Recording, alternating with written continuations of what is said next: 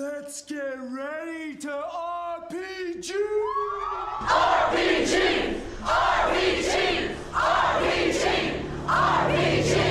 RPG! Hello, good evening. Welcome to the Night's Last Call. My name is Derek Melinda, welcoming you to a Thursday First Look stream where we will be exploring one of the craziest RPGs that I've ever read. Well, I would have said that a few months ago, but in the intervening time, I've gone over some pretty crazy ones. But this is going to be about the game Freemarket. So actually, tonight sort of wasn't really what we got voted for. My patrons actually voted to have me take the night off, which is very sweet of them. But because of I've been having a lot of anxiety issues and panic attacks, and I'm trying to figure out my way through that and trying out some new medication and stuff.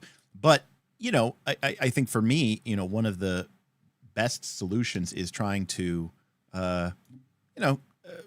show myself that this doesn't have to control my life, and that I should try to keep on doing what I'm trying to do. And I tried to get some work done today, for my job, and just try to focus on stuff I can control.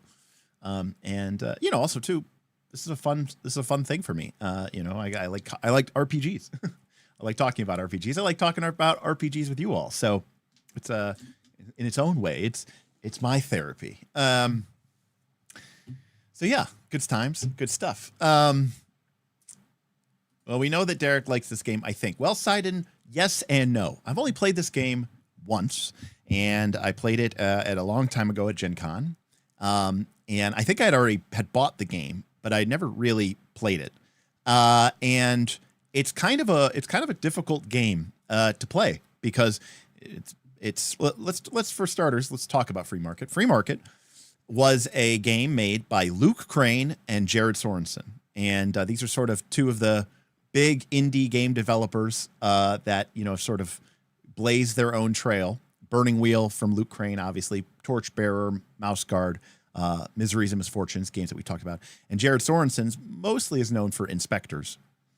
But what they produced a number of years ago was this box set. This is the Freemarket box set. This is the only way that you could get the game. And the game itself includes a bunch of doodads. It includes multiple decks of cards, and it includes all sorts of little symbols and punch outs. And believe it or not, the PDF, which is available on DriveThruRPG, does not include any of these things. Now, to be fair, the game kind of includes some of the graphics, so you could print them out at yourself. But some enterprising person on DriveThruRPG made their own version, I think with the permission of the creator, and they created their own version of these decks of cards on PDF. And I think they're only a couple bucks, or maybe they're pay what you want. So in that way, perhaps the game, has a chance to live. So this is what I was talking about here. You get this is called a challenge deck, and it actually tells you on the back what it has. It has 15 of these challenge hazard cards, 10 free market cards, 10 gene cards, and 10 experience cards. And each player gets one of these challenge decks. And there's also the technology deck as well. But again, so the core box set, mostly is comprised of having multiple decks of these cards. Now, there are no dice in this RPG.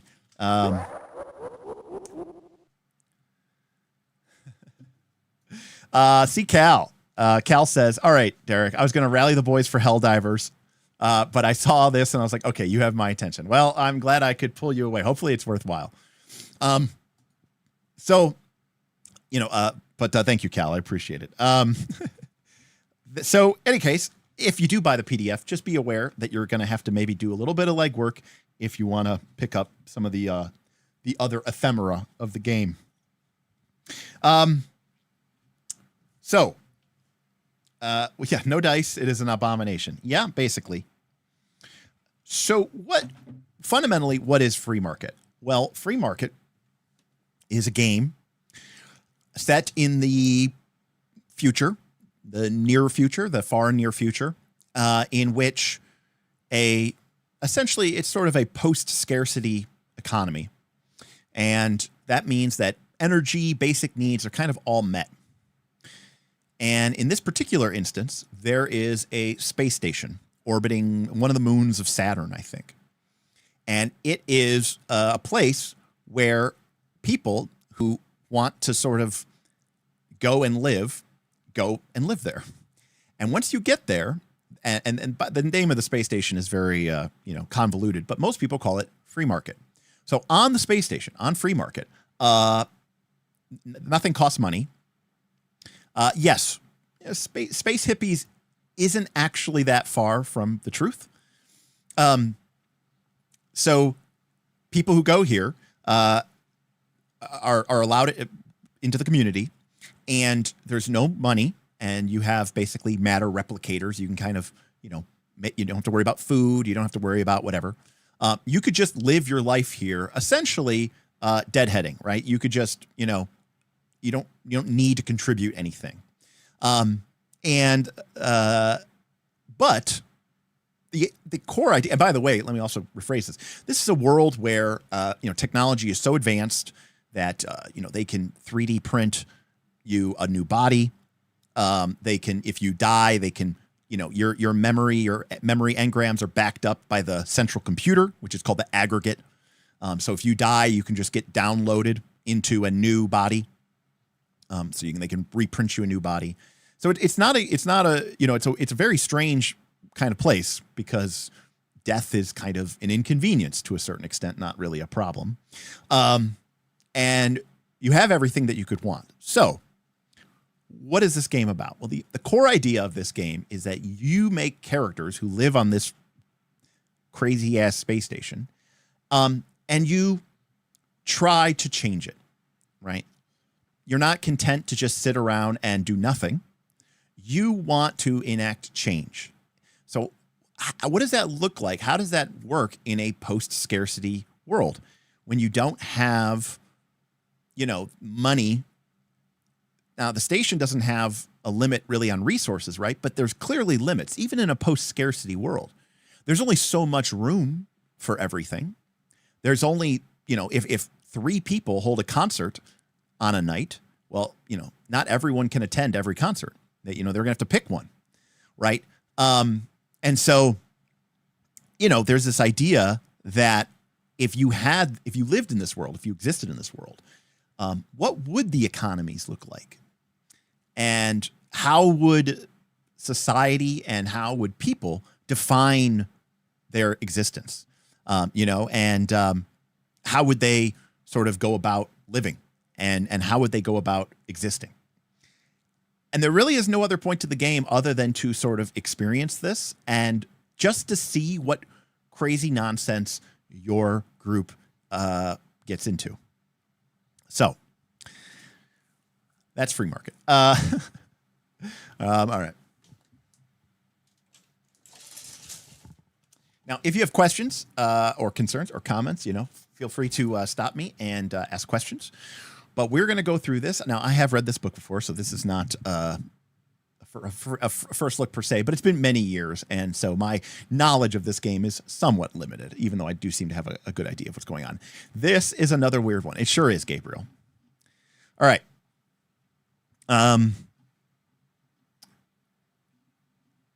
2010, this game came out from Sorensen Crane. All right. So here is our table of contents. This is everything in the book. It's the book is it comes in a box set. You can't buy the book otherwise, but it's a that's not going to show up on the green screen. But there's a hold on a second. I always forget I have the green screen on. Here we go. Filters. Okay.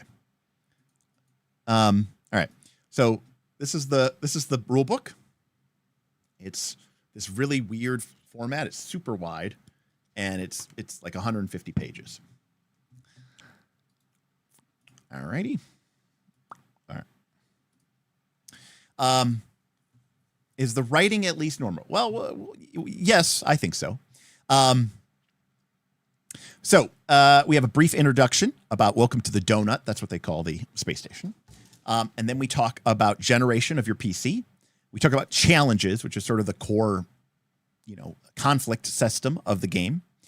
We talk about flow, which is the currency. And I just said, well, Derek, you said there's no money. Yes, there's no money, but that doesn't mean that there isn't currency. And you may have seen a lot of sci-fi books, genres, novels.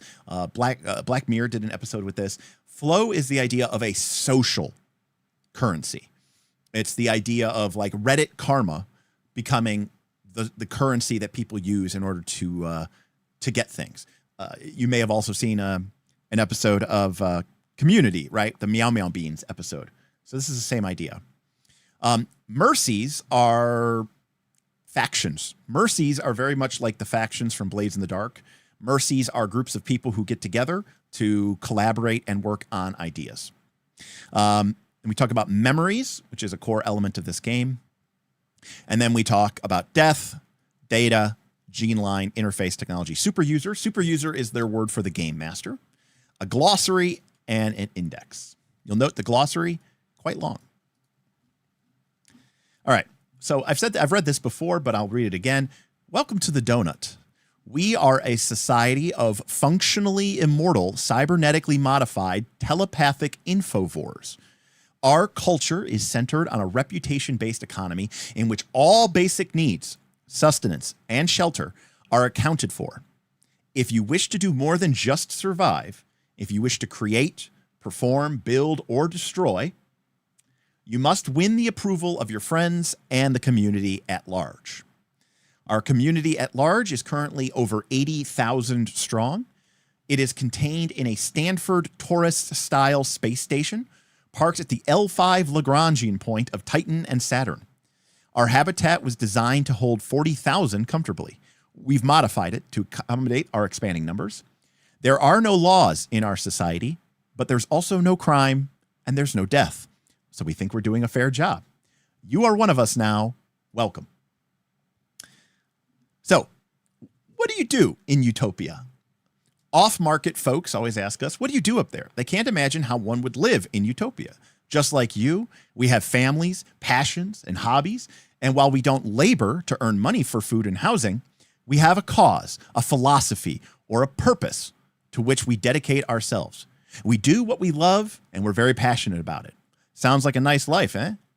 Now that you're one of us, you're going to join a group of like-minded individuals, and you're going to energetically pursue your agenda.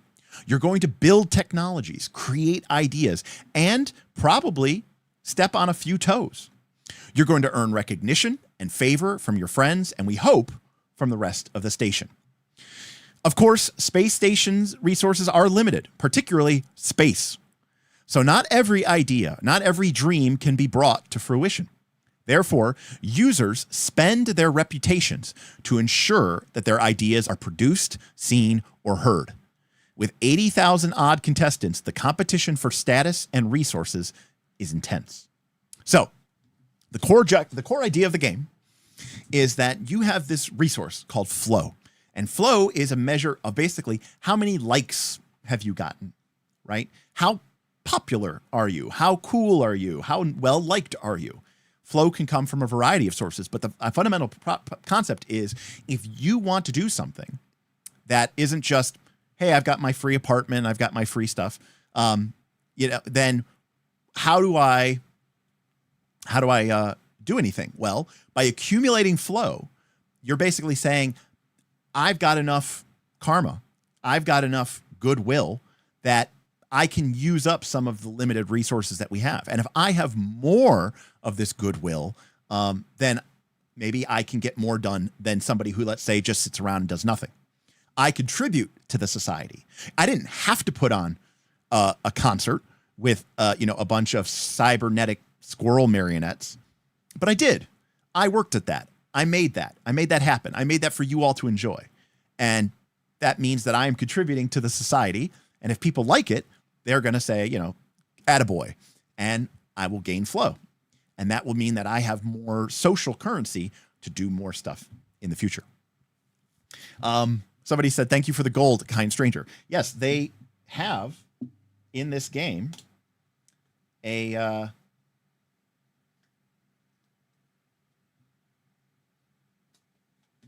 token, which is called the Attaboy. Now again, it's blue green, so it doesn't really work, but we'll get to it. But it's basically like it's like gilding somebody on Reddit. You're basically going like, hey, great job. So there's a lot of words and jargons in this game, so we're going to kind of quickly talk about that. Flow is our reputation-based economy. It's a kind of currency, sort of. All right, MRCZ is what's called a mercy. The definition for it is like multi-recreational community zoning or something, but it basically is a faction, and it will be your starting party. Your party is a mercy, and it basically is an ad hoc group that is just formed together for specific purposes. So, for example, your party, when you play this game and you and your players start off, you might go, all right, guys, what do we want to do? And somebody goes, we want to throw the most awesome kegger that this station has ever seen. And everyone's like, yeah, I'm in for that. And then basically the idea is that your mercy formed because you guys were the Intergalactic Federation of Interstellar Keggers. And now you guys are going to go and throw the ultimate kegger.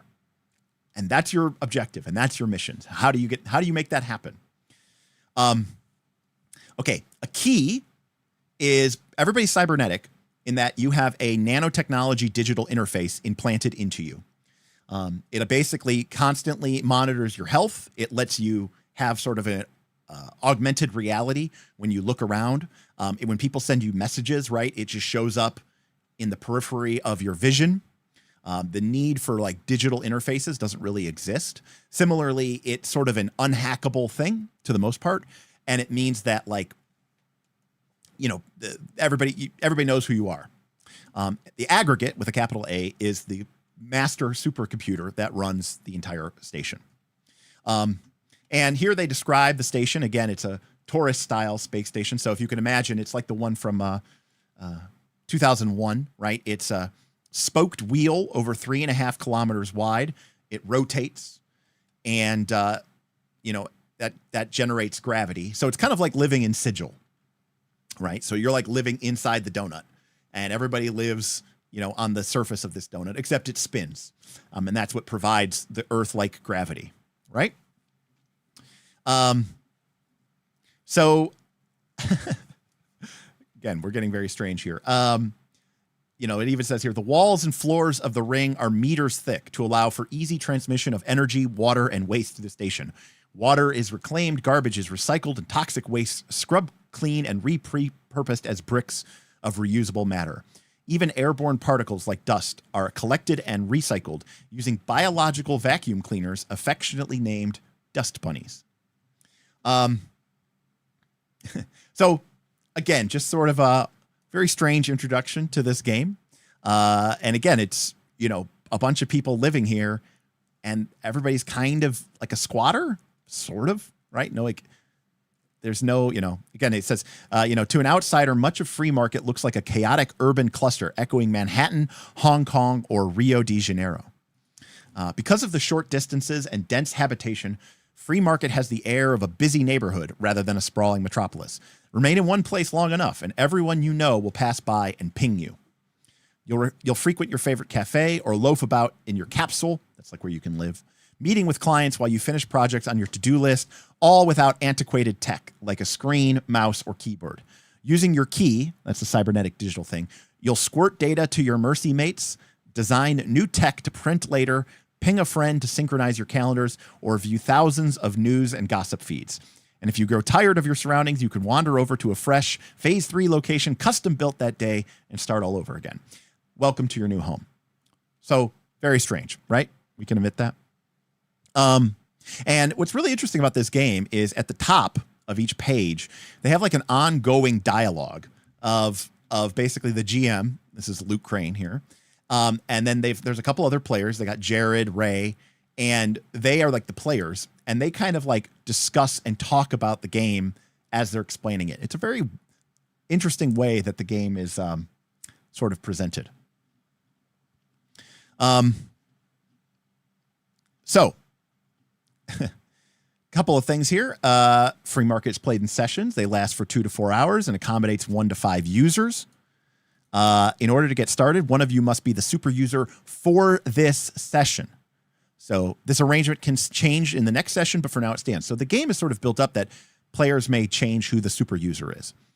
The users all create unique profiles and form a group, a mercy of their own. They then confront rivals and other problems in an attempt to gain individual and collective recognition. So this is basically the game in a nutshell, right? Everybody creates a character. You form a mercy, which is like a group, a faction, an adhocracy. And then the mercy will confront rivals and other problems in an attempt to gain individual and collective recognition, right? It's a game about, conflicting and clashing ideas. It's a game about pushing your agenda and trying to make it a reality, right? Anyways, if it's your first time, blah, blah, blah. All right. The one rule. Now that you're aboard, we should tell you the only rule we have. If you want to leave the station at any time, all you need to do is ask. We'll give you a lifeboat and send you anywhere you want, but you can't come back ever. We burn out your key and keep lots of tricky biometrics on file so that we'll always know if you do come back. Most new arrivals are shocked by life on the station. It's never quite what they expect. Many will request deportation, but after some initial bumps, some remain to lead productive lives. We hope you'll want to stay. This is a fantastic bit of writing here. Cat people and computer brains. Despite our advanced science and technology, we haven't been able to figure out how to make cat people or sentient and sapient robots. We discovered that when you put a consciousness in a non-human shell, like an animal or a robot, it ceases to be human. Rather, it becomes what is inhuman. And history has given us a term for when a human becomes inhuman. It's called crazy. The robots you meet on the station are smarter than your average bear bot, but they're not alive. I hope you're not disappointed. And while we print out all sorts of strange nanological animals to play with, you can't load your consciousness into one. It's tantamount to murder, and it's cruel to the animal. Most importantly, we'd get a frowny for it, and our flow hasn't been too good lately. We spent most of it creating this document. And by the way, what's a frowny? Well, this is a frowny. This is basically like giving somebody a dislike, right? Or a thumbs down. So that's right, Gabriel. No weird races. You can't be like some weird, crazy animal hybrid person. Basically, if it's a, that's not to say that you can't, maybe like print your hair green, right? Or give yourself green skin, but you can't be like an animal person, and you can't be like, I want to be an intelligent cat. This is like the only rule that they have. Yeah. No Pickle Rick. All right. So here is a sample character, and we're going to break down this a little bit because this is a very, interesting bit of kit here. The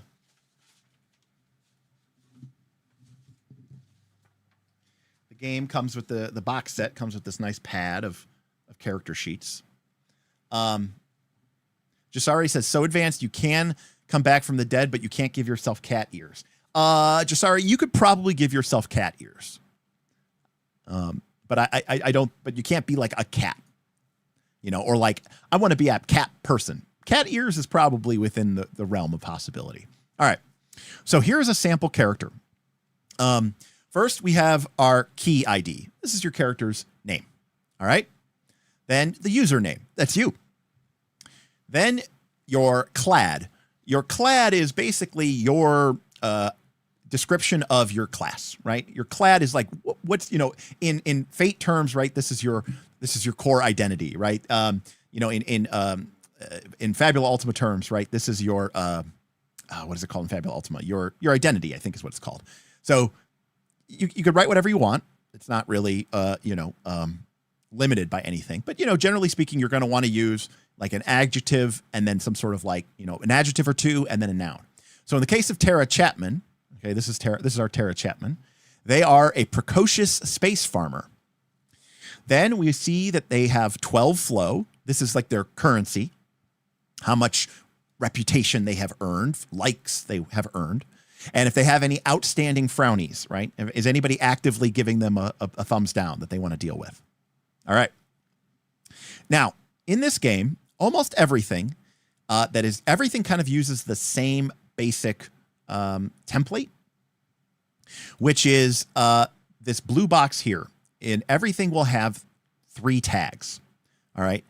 And you can see here, like the technology on the right side has 3 boxes for 3 tags. Your Geneline has boxes for 3 tags. Okay. Your interface has boxes for 3 tags. So everything is going to have 3 tags.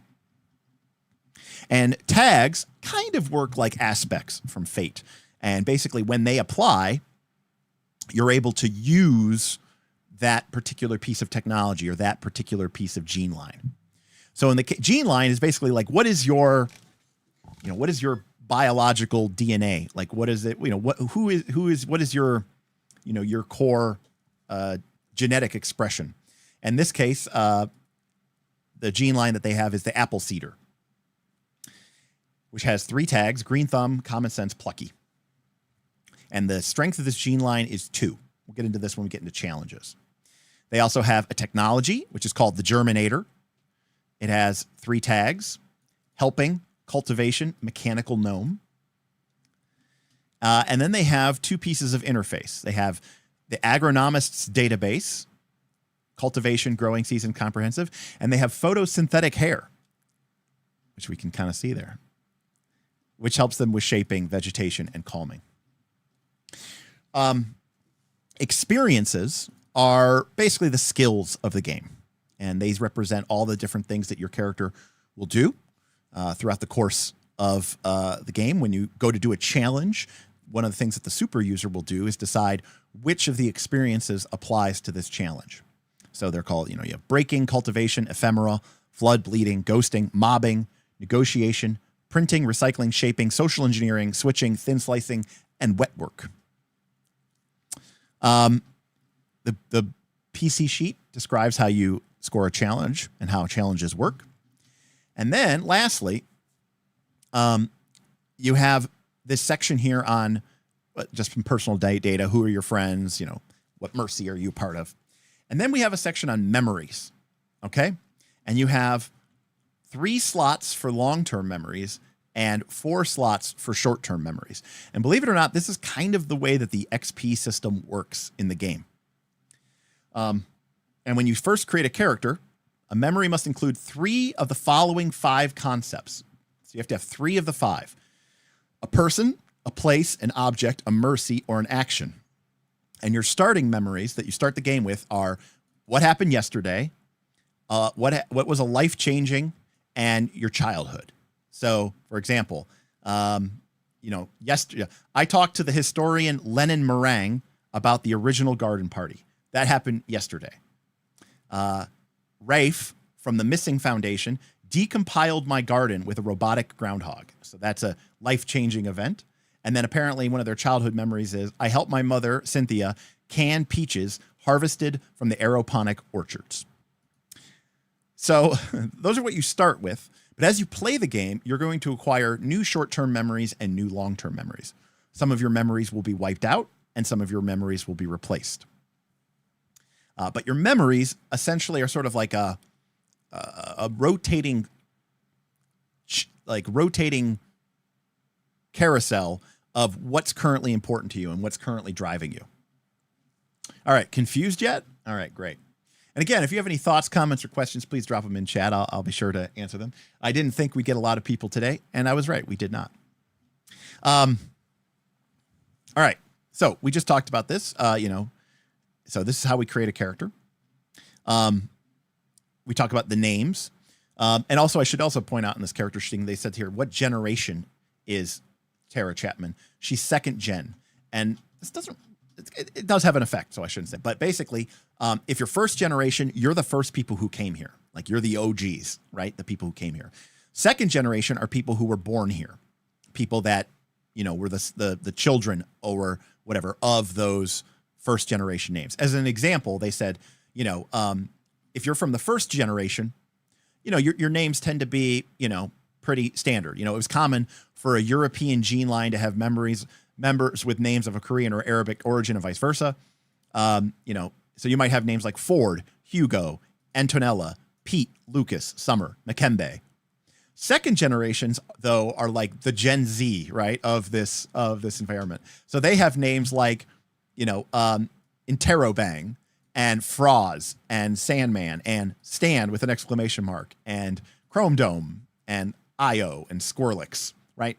Kind of more crazy off-wall names. You can also be a blank. So blanks are artificially created human beings.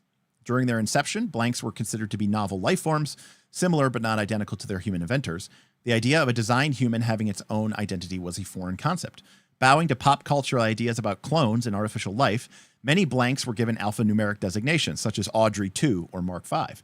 This quickly fell out of fashion. These days, the blanks are afforded the same status as biologically cultivated instants. Names are chosen by their adopted parents, and these choices are predicated on emotional, genealogical, and personal preferences. So, yes, you can basically print a person. Immigrants. These are people who have arrived recently. And they also note here that the culture play a bigger part in their lifestyle. So these are people who have just moved here. All right. So those are generations. Let's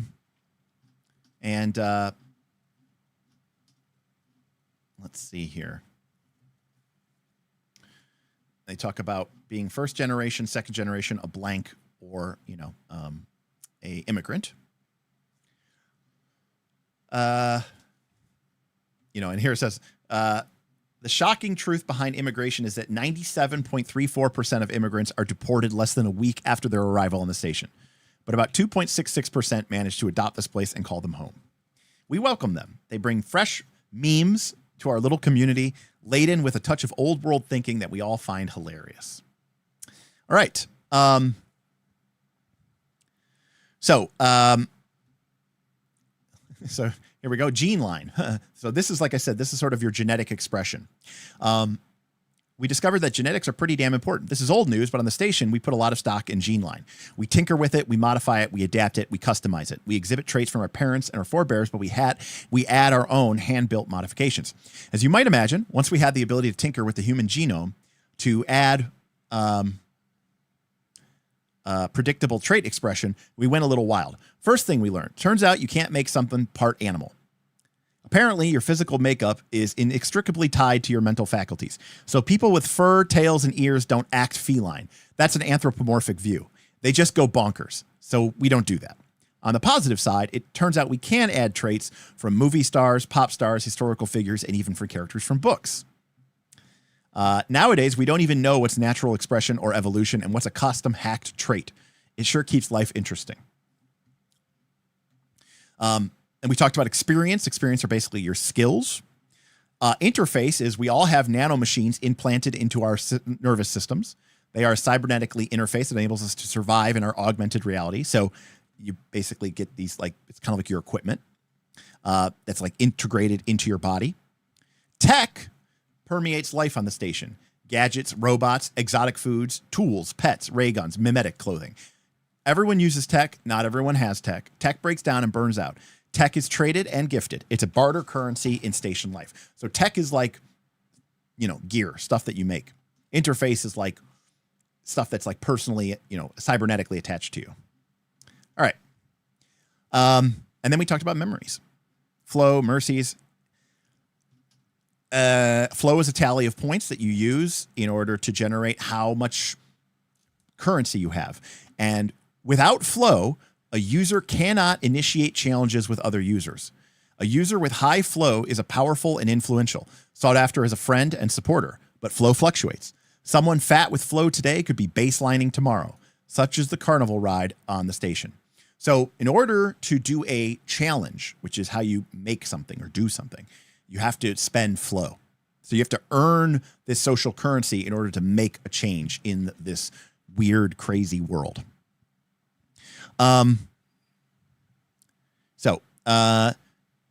Mercies are sort of the factions.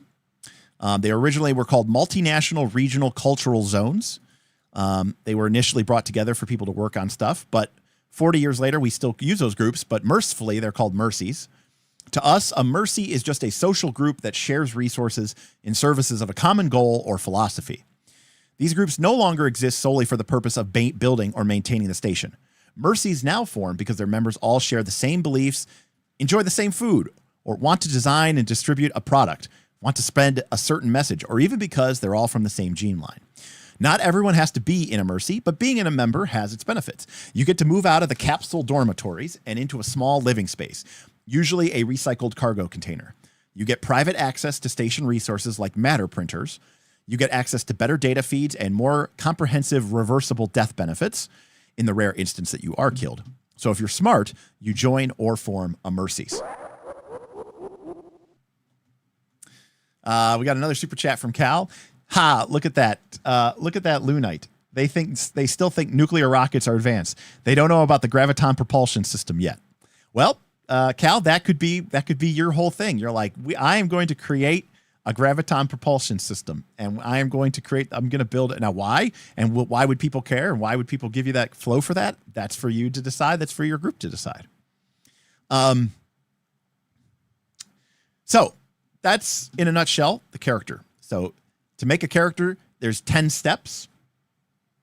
You know, you can see here in the introduction here, Jared's like, I want to be a space farmer who is edgy and cool. Do not question this. And then the super user, who is the GM, says, okay, that's second generation. Note below your generation, gene line 2, experience 5, interface 2, and tech 1. So first things first, who do you want to be? Right? Like, who do we want to be? You know, we could be a space farmer, an ex-Martian philosopher, a career coach, a death artist, a wall-crawling ninja hacker, a noir detective. We could be an influencer. We could be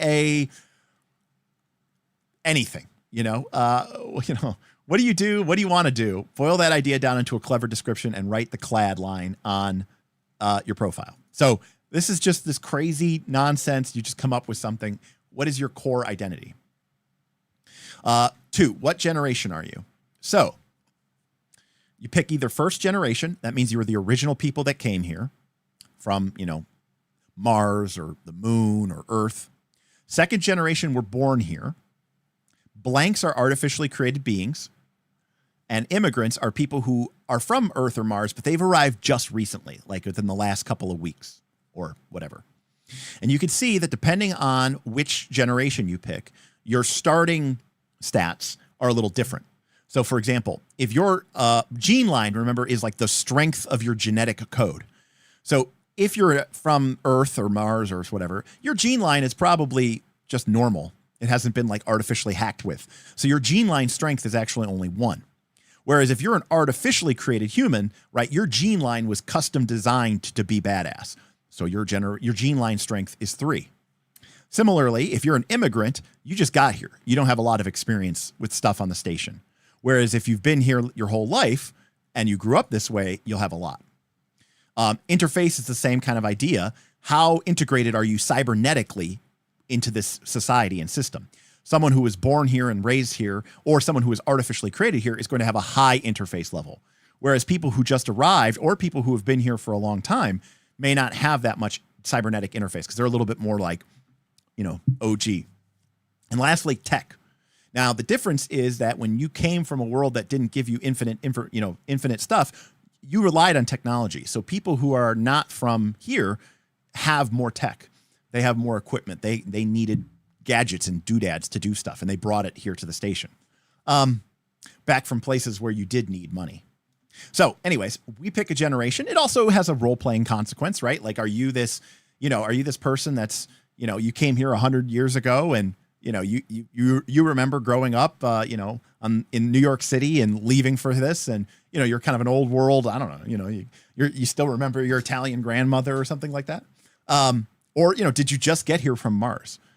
Or were you born and raised here? And, you know, your name is, XZ57V or something like that, right? All right. So once we have done that, we go ahead. So that's what generation are we? Then we design our gene line. So your line has a name, a rating, and 3 tags. You could pick one of the prefabricated gene lines listed in the gene line chapter of this book, or you can design your own.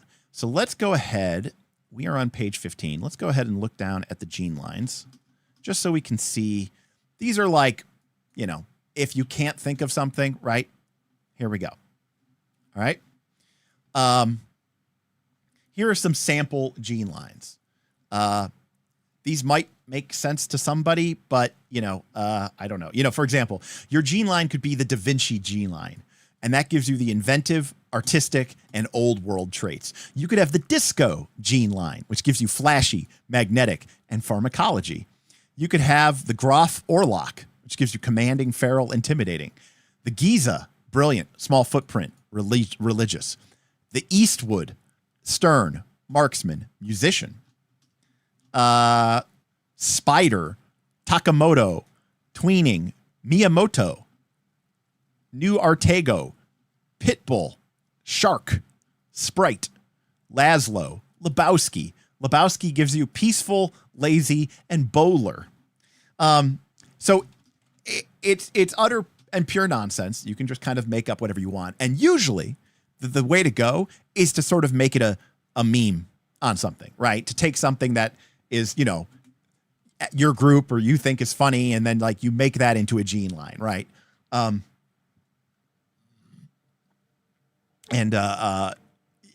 You know, I personally think it's best when you sort of take a clever phrase or a clever idea and sort of make it into a gene line.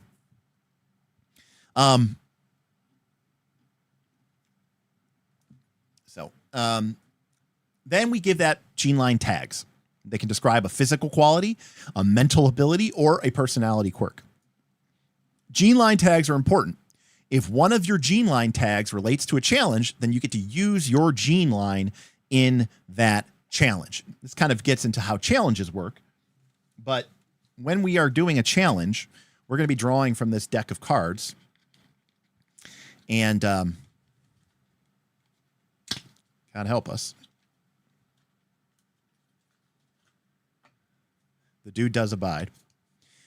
And one of the cards that we can draw is this. And by the way, trust me, this is actually green.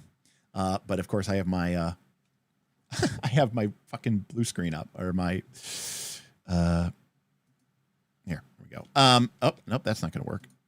I did the wrong thing. I have my chroma key up. So this is a gene line card.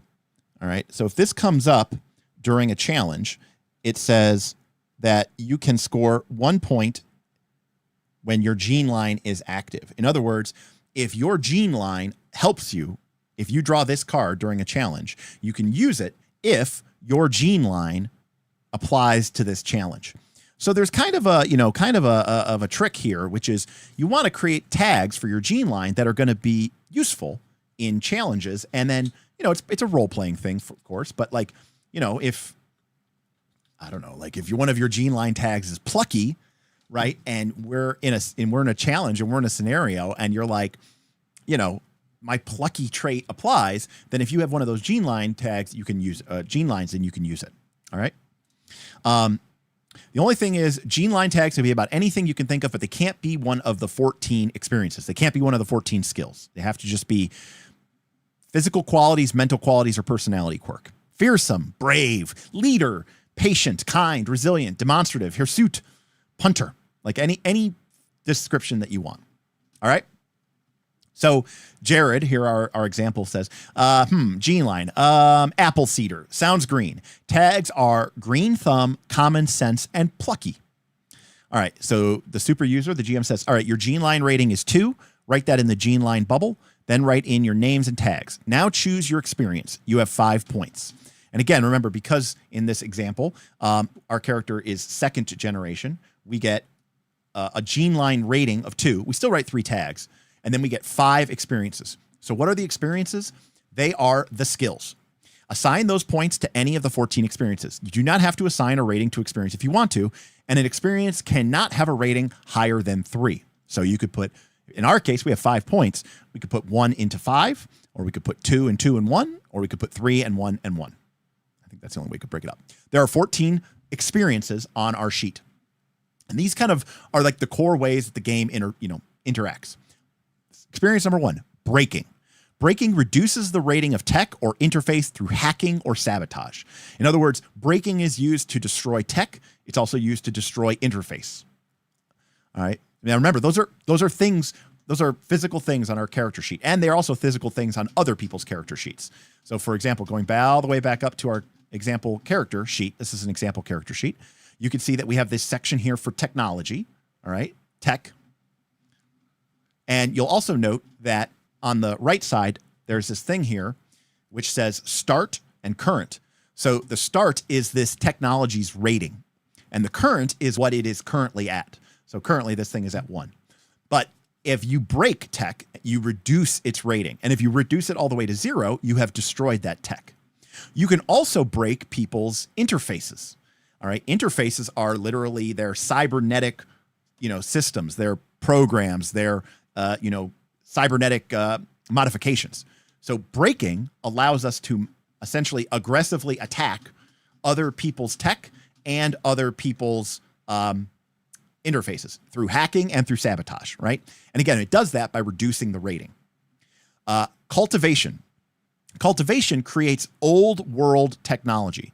So cultivation is what we use if we want to physically build something or physically grow something, right? If we're making it with our hands, if we're doing it the old fashioned way, that is cultivation.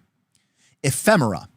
Ephemera influences short-term memories through art, music, or philosophy. And again, this gets into the meta of the game. Ephemera is, a performance, an incredible thesis, an unbelievable work of modern art.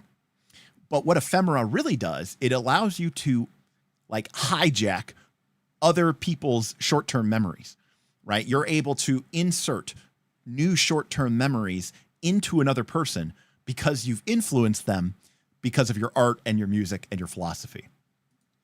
And I remember short-term memories are kind of what's happened to us recently, and long-term memories are long-term memories. And again, they kind of work like an experience point system in this game. So this means that, sure, you can create music and art and philosophy, but in the course of the game, what you're really doing is kind of hijacking people's memories by getting into their brain. Flood and bleeding. Flood and bleeding hacks the brain to alter, remove, or implant long-term memories. Flood bleeding, think one thing, Inception, right?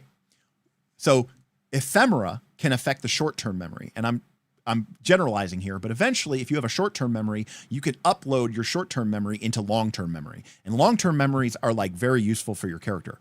Flood and bleeding allows you to hack people's brains to alter, remove, or even create new long-term memories. So they will believe that what happened has always been true, or that something that did happen, which was a core part of their identity, you can remove that, or you can even alter that.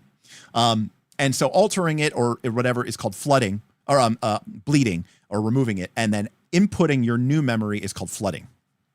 So flood bleeding is literally hacking people's digital interface to hack in new memories, long-term memories. All right, ghosting, stealth. Ghosting allows you to duck sensors and security so that you can move unseen on the station. It's stealth. Mobbing. Mobbing creates new and repairs burned out interfaces. So mobbing, I don't know why they call it mobbing, and they might describe it, but it should really be called modding. Right. So the idea of modding or mobbing is that when people have those cybernetic interfaces, you can repair them, but you can also create new cybernetic interfaces for people. Pepper says, this suddenly took on a horrifying turn. No wonder most immigrants don't stay. Yes, Pepper. This game is a lot of things. It is a metaphor. It is a social commentary. It is a treatise on what would you do if you didn't have any moral codes, just community sentiment. And it also gets into the idea of when we reach this stage of digital existence, when we get to this level of digital being, what does it mean, to have a memory? What does it mean when you know that your memories might not be your memories, right? And it does ask a lot of what I would call these sort of transhumanistic questions. And transhumanism is just a form of of science fiction that asks, like, what happens when we are beyond humanity? What happens when we're more human than human, right? Or do we become less human? So there are some like science fiction high level philosophies that they are exploring with this game. Torrin says, do the people on the space station just play Burning Wheel? Are the immigrants who are kicked out 5e players? Torrin, they might. That might be what the default assumption is that you're sitting around just playing Burning Wheel. Actually, the default assumption is that a lot of people come to the station because it goes, you don't have to work, you get a thing, and they basically just watch video feeds all day, right? Like that's like what they call baselining. Baselining people have no flow. Or they have like very low flow, and that means they won't get kicked out, but they can't do anything either. And they basically just sit in their capsule. Their needs are met. They have shelter, clothing, food. If they want to go see something, they can go see something. If somebody puts on an art exhibit, they can go see the art exhibit. Yes, Scott, exactly. Basically Wall-E. That's exactly right. And so the basic idea is that people who come here baseline, but there are people who want to do more. And if you do more, if you're willing to contribute to this society, then, what does that mean? And, and again, part of my interest for this is I always remember years ago, there was a great series of episodes on Deep Space Nine, the Star Trek show, Deep Space Nine. And, the captain of the Deep Space Nine, Captain Sisko, right? This is a future society that has, they are post-scarcity, right? At least in the Federation. You have unlimited energy, essentially. All your needs are met. You have matter replicators that can make you pretty much anything, certainly any food or drink that you can imagine. And yet, back on Earth, Captain Sisko's father, who, is obviously older than him, but was still born at a time and a place where these needs were being met. He runs a restaurant in, I think, New Orleans in Louisiana, a real restaurant where real food is cooked by real people. And this character doesn't have to do that. Now in the Federation, they don't have anything like karma or likes. But the fact is, he talks about how he goes, you're lucky to get a seat. Our reservations are backed up for months. And it's because even in a world where you have everything, there are still only so many seats at this guy's restaurant. He can only seat so many of you each day. And for some people in a world where everything is given to you, getting a home cooked, hand cooked meal might mean something, might be worth something. And so while sure, part of the core idea of Star Trek is that people, given unlimited resources, will apply themselves. They will further humanity. They will give back to the society. They will be free of the shackles of capitalism and will instead embrace their, inner desire to create and to support and to nurture and to advance technology, right? Why do the people join Starfleet? If you're from the Federation, why do you join Starfleet? You don't get paid. Well, they do it because they want to better themselves. They want to better the Federation. They want to better the future of their society. Now, the pessimistic version of this is that if you gave people, essentially unlimited access to resources, they would default, right? They would do nothing. They would baseline. They would say, I'm not going to contribute at all to this society. I don't have to. I'm just going to consume. And I'm not going to be, contribute to the society at all.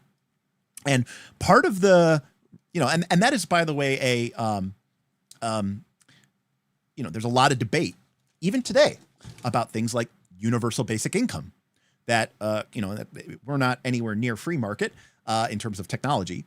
But what I think you will see, maybe not in my lifetime, but maybe in, your children's lifetime is, we are going to reach a point where automation and AI are only going to continue to scale.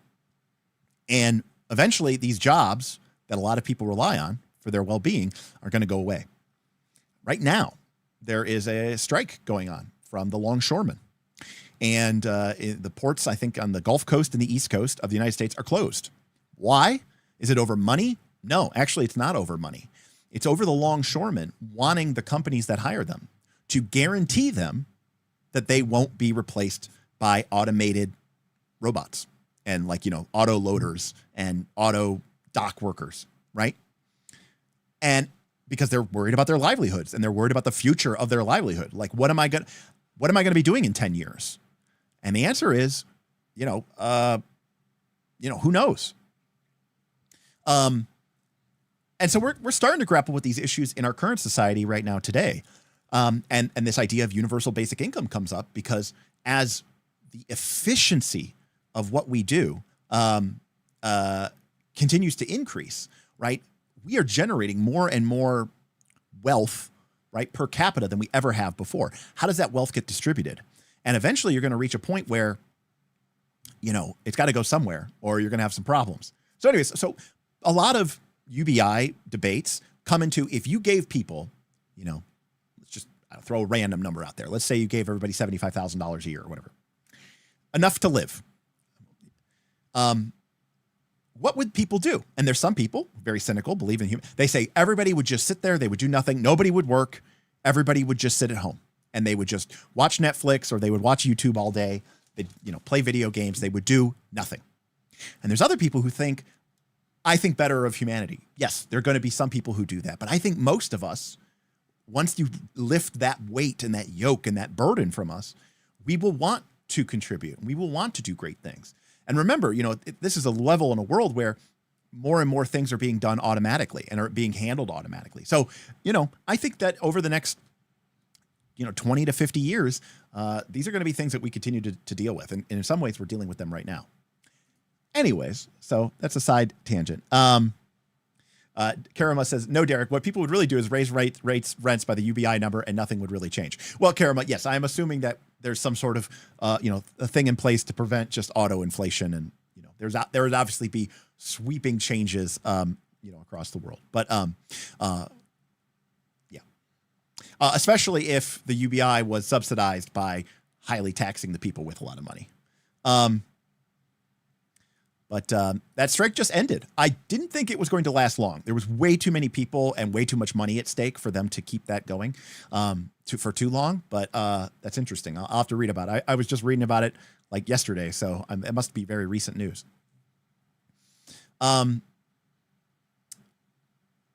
Scott says, just had this same conversation regarding Cisco's dad running a restaurant.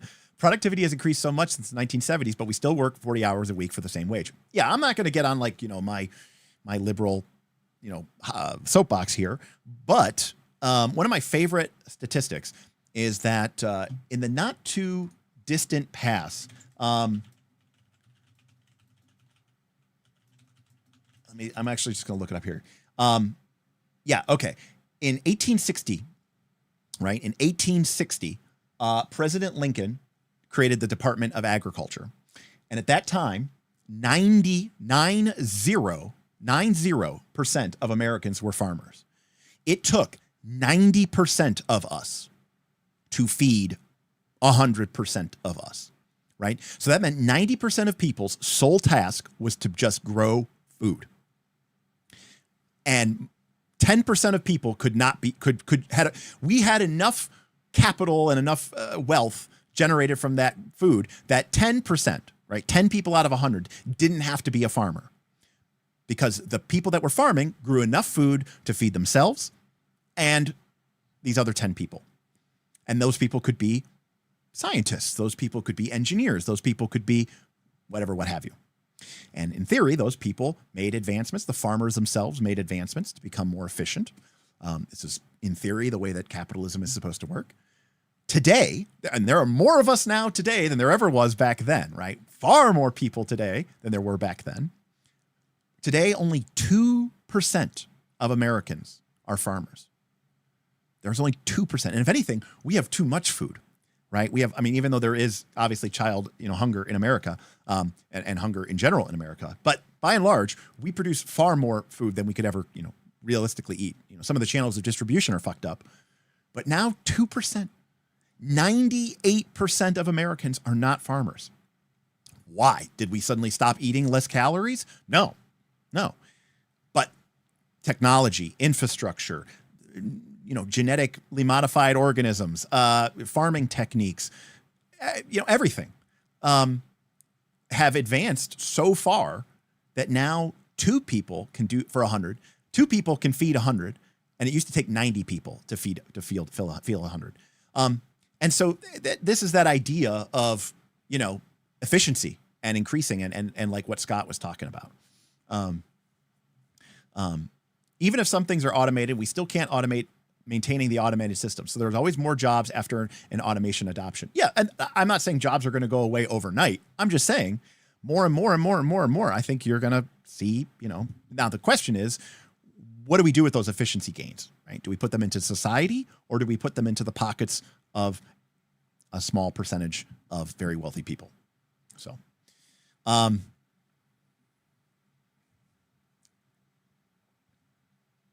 right.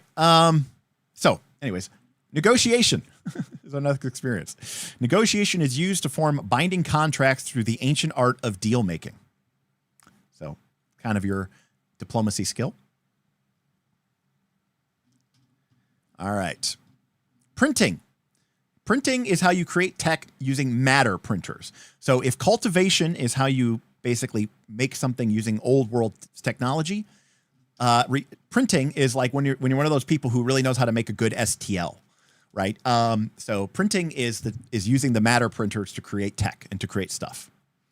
Recycling repairs burned out or broken tech and creates new tech by merging extant pieces. All right. So again, remember, we have mobbing, which is used to repair interfaces and create new interfaces.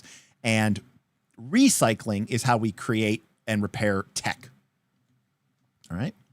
Shaping.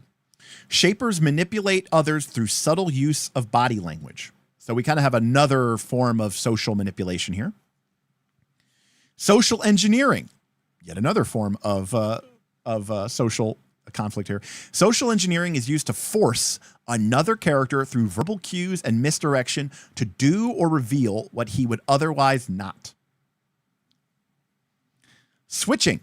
Switchers swap identities of users in the aggregate. I don't actually even remember what this one does or how it works, but apparently this means that you can fool the main computer into who is who.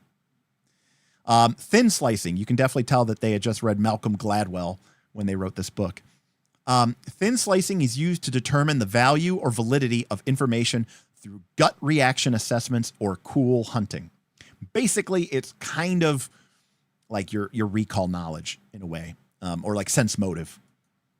And then wet work. Wet work damages or destroys bodies and temporarily removes a user from play while his body is repaired or regrown.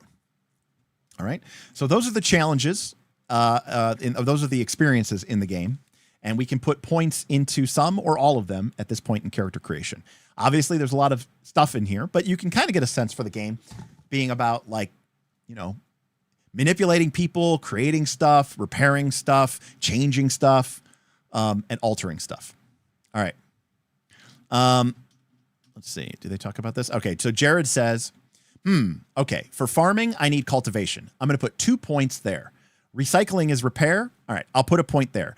And I like how shaping sounds. I'll put my last 2 points there.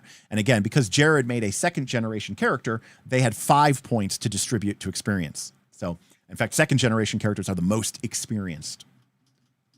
All right, next, build your interface.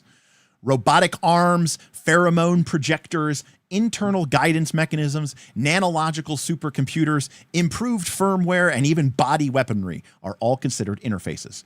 Interfaces are biomechanical devices implanted in your body that enhance your control over your own body or grant you electronic control over external technology. Each interface has a name, a rating, and 3 tags. In your profile creation, you may use your interface points to buy up to 3 interfaces, points permitting. Using your points, rate your interferences from 1 to 3. So, in the case of, our farmer, so now on an interface, they're kind of like cybernetic implants. What does your space farmer have? Try to build stuff that augments your experiences. Jared says, I want farming software used for cultivation and crazy hair that helps me shape. I have 2 points. I'm going to give a rating for 1 for each. So if you had 2 points, you could have 1 piece of interface that had a rating of 2. But you could have 2 that were 1. I'll call the software the Agronomist Database Keysoft. The tags are going to be cultivation, growing seasons, and comprehensive.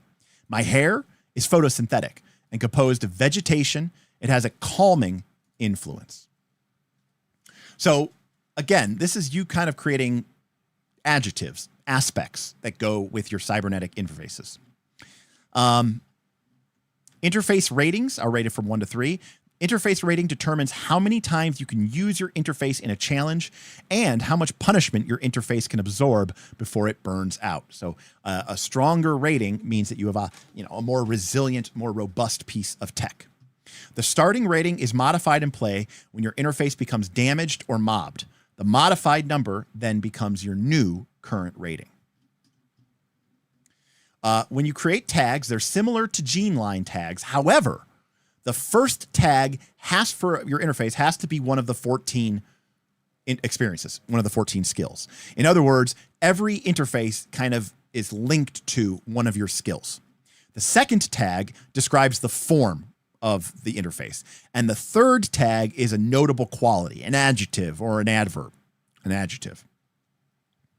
The tags tell the super user and the other users whether or not your interface applies to a certain challenge. Most of the time, if the experience applies, then the interface applies. In other words, if we have a cybernetic, I don't know, like if we have if we have Wolverine claws, right, embedded into our hand, nanomolecular claws, monomolecular claws embedded in our hands, we probably give that the tag wet work, right? We use that to kill people. So chances are good that if we're doing a wet work challenge, we'll be able to use our, machine claws. But most of the time, if the experience applies, the interface applies. But sometimes the other tags tell us that due to your situation, your interface, it doesn't apply.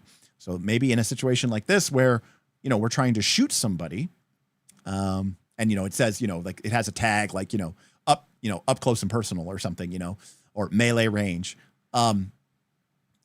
We would say, okay, this tag doesn't apply. We're trying to snipe this person. We're not trying to gut them like a fish. All right. Then step 6 is we build our tech. Robots, ray guns, pumpkins, aerodynes, matter printer, universal toolkits, and even pet monkeys are all considered tech. Tech is any object that is manufactured or grown to aid a user. It is categorized by its application to one of the 14 experiences. You can have up to 5 pieces of tech, each one rated from 1 to 3. You may choose tech from the aggregates database, or you may design your own. If you choose from our stock list, write the name in the tech box, assign the tech a rating, and write its tags down. So again, we're on page 18 here. But if we go and we look at our table of contents and we go to tech, the game gives us, if we don't want to just, make stuff up, the game gives us a bunch of different tech. A box of chocolates, useful in the negotiation challenge. Assorted chocolates, addictive. We could have a brachiator. A backpack with mechanical arms allows users to swing from coolant tubes and support struts like a monkey. Useful for ghosting, getting around. Backpack arms, brachiation. You could have a scrambler. You could have a ray bike. You could have a key scanner. You could have Munsell paints. Pigments that alter their molecular structure in response to the direction of gravity, the source and frequency of ambient light, and even the color of the surface they're placed upon. A nerve stapler, which is useful for cybernetically modifying people. Suitable for anesthesia, nervous system upgrades, or lobotomies.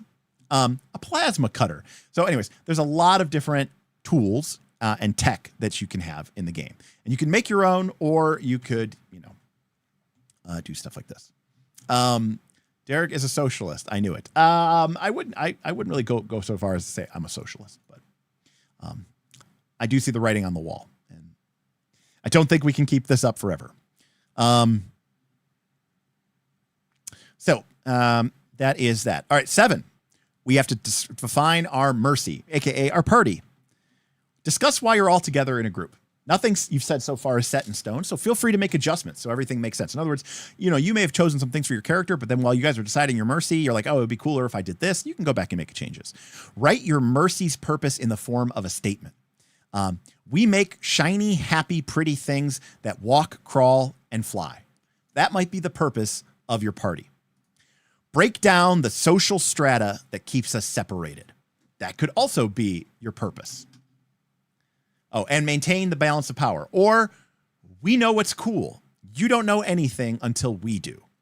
Again, this game really demands, and I mean demands, a proactive party.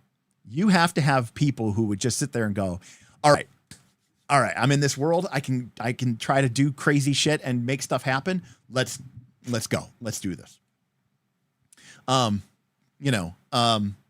Like, I'm not even kidding you when I say that you are playing this game right.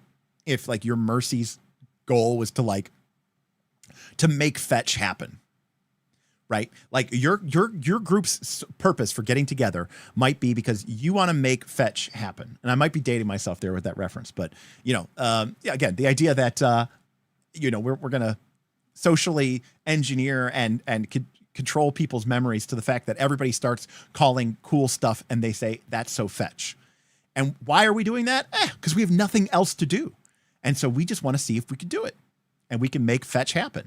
And if we can make fetch happen, maybe people will be like, oh, they're the original people who made fetch happen. And they'll give us a lot of attaboys and we'll have a lot of flow. And then we can go do something else. All right.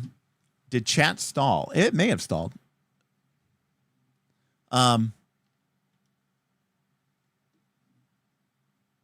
Sometimes it does. Anyways, where were we?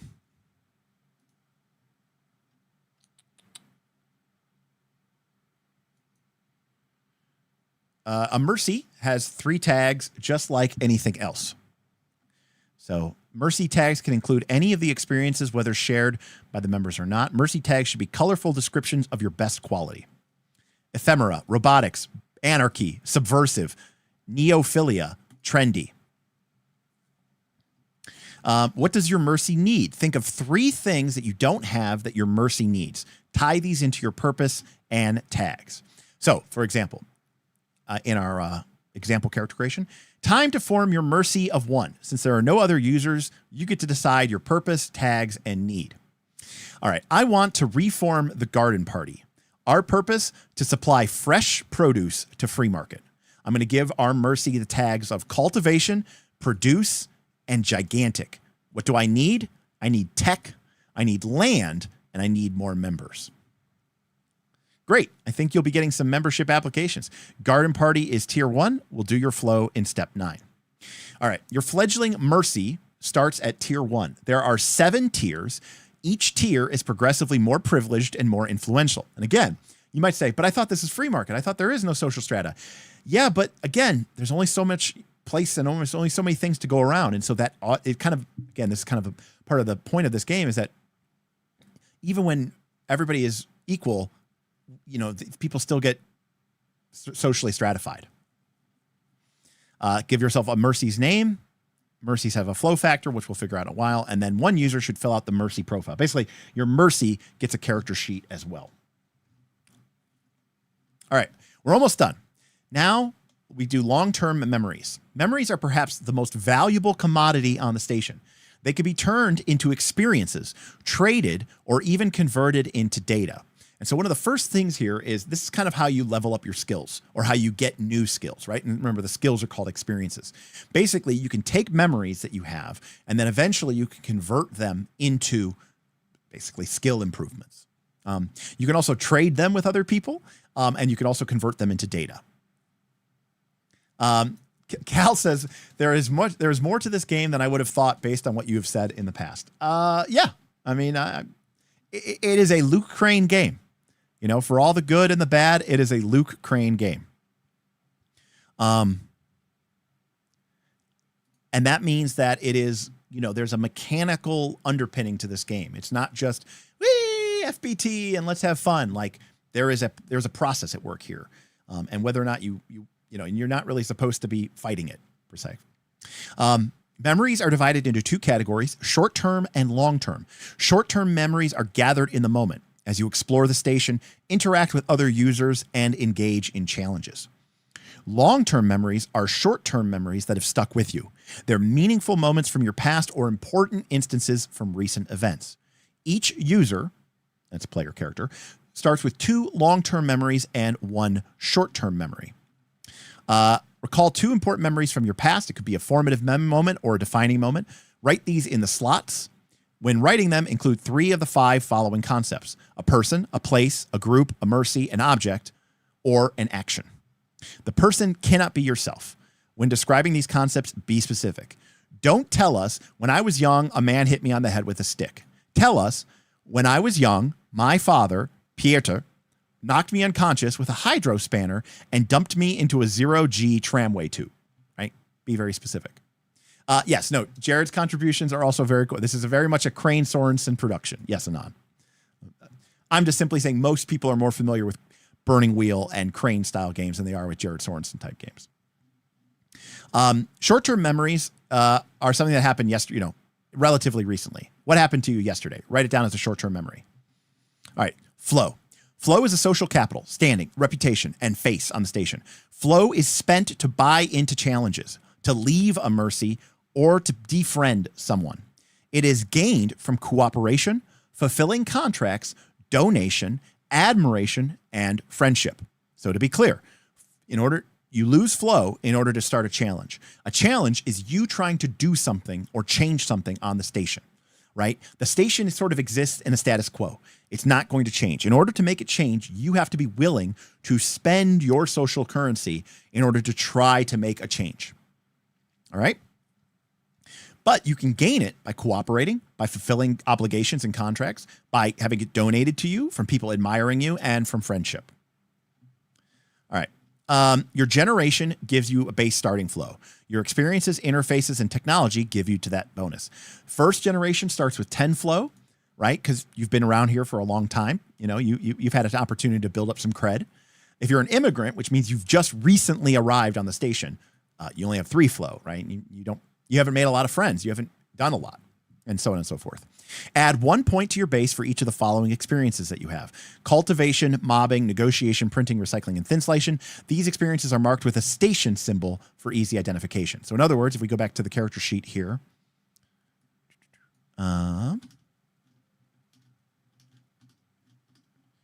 we can see that some of these some of these experiences have this little symbol next to them. Those are the ones that if you have that skill or that experience, you get a bonus to your flow. Basically, these are the, I make stuff for people, or I'm constantly, manipulating people when I'm talking to them. And those are things that are going to, generally speaking, give you more flow. All right. And then add 1 point for each interface or piece of tech that is labeled with that. Your mercy starts with flow, and depending on the lowest flow of its members, yada, yada. And then you pick your character's name. Right? All right. So that's how you make a character. Curious what this game's stance on PvP is. Is it strictly cooperative, or is it assumed that you might be sometimes at odds with other players? Myber, it is absolutely assumed that you might be at odds with other players. And I hesitate to call it PvP, right? But yes, I mean, the challenge decks are designed for anybody to challenge anybody. And you are absolutely correct that there is an element here of PvP. Like, you all are members of the same mercy, but you may not actually stay that way potentially. It is kind of thing. It's funny. There's a line in the book where they say, maybe you'll start a cult. Let's see, we're on page 21.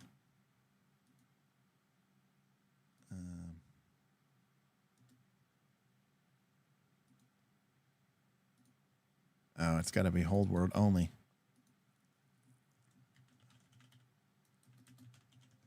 I don't know. I can't remember where it is, but it's on somewhere. Maybe it's on the character description. All right.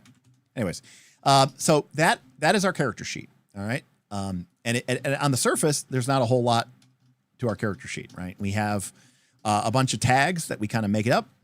We have our Geneline, our tech, that's like our equipment. And we have our cybernetic interfaces. And then we have our experiences, which are like our skills. All right. Now, I'm going to try to explain challenges, and I'm going to fail, but we'll try. All right. All right. So challenges are, the sort of mini game that we play in order to see if we can make something or change something or do something. All right. Life on Freemarket is full of challenges. You live in a space donut stuffed with 80,000 people, all vying for fame, recognition, success, and satisfaction. We tend to get in each other's way as we scramble to attain our goals. This chapter teaches you how to participate in, win, and lose challenges. On Freemarket, you initiate a challenge when you want to build something, destroy something, change something, hide something, reveal something, or force another user to do something he would not do otherwise. Challenge, change minds, create technologies, and leave smoking craters. Challenges produce results. How do you get in on that action? Well, there are a few necessary components and a handful of steps to take. You'll need at least one user and a super user, but you can have up to 4 users and a super user. Each user gets a challenge deck. The super user, that's the GM, gets one too. You will also need a stack of bugs.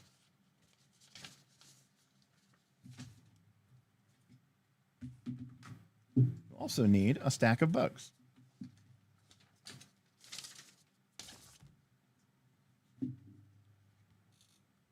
These are the bug tokens. And you require a single tech deck. And most importantly, each user needs flow. You have to risk some flow in order to initiate a challenge. The amount of flow varies on the type of challenge, but the range usually stretches from 1 to 50. All right? All right. Challenge decks. All right? There are 45 cards in a challenge deck, divided into 4 types: experience cards, Geneline cards, Freemarket, and hazard. There are 10 of each of the experience, Geneline, and Freemarket, and there are 15 hazard cards. In a challenge, you draw cards to score points. So here is an example of what is comprised of the challenge deck, right? They've got this red challenge deck symbol on the back, and then the front either says experience, Geneline, Freemarket, or hazard. And we can see that experience says scores 1 point when experience is active. Remember, experiences are like the rings of a tree. They are the things that our character knows how to do. They're the things that our character is good at. These are our skills, right? Geneline is kind of like our, our race, right? Like what is our genetic predisposition? If our Geneline, essentially, if our Geneline helps us and we draw this card, we can score a point. The Freemarket scores you 1 point in any challenge. Yay, free points. Hazards score no points. All right. So this is the deck of cards, and each player gets their own deck. All right. Shuffle and shuffle not. Why do you write it like that? When you first sit down to play, shuffle your deck and set it next to your user profile, your character sheet. Once you begin to draw from the deck during challenges, don't reshuffle until you've gone through the entire deck. Place cards used in challenges in a discard pile next to the unused cards. Only when you've gone through your entire deck are you going to shuffle your discard pile and reset your challenge deck. You'll also need a tech deck. It consists of 20 cards. Half of them, 10 of them, are hazards, and 10 of them are tech. Everyone shares the tech deck, so place it in easy reach of all users. Bugs. You'll also need a stack of bugs. Bugs are given to the loser of the challenge. You get a bug for each hazard card in the winner's hand. But we're getting ahead of ourselves. We'll talk about bugs, hands, and losing a bit further on. But this is the stuff that you need in order to do a challenge. All right? So in our example here, let's see here.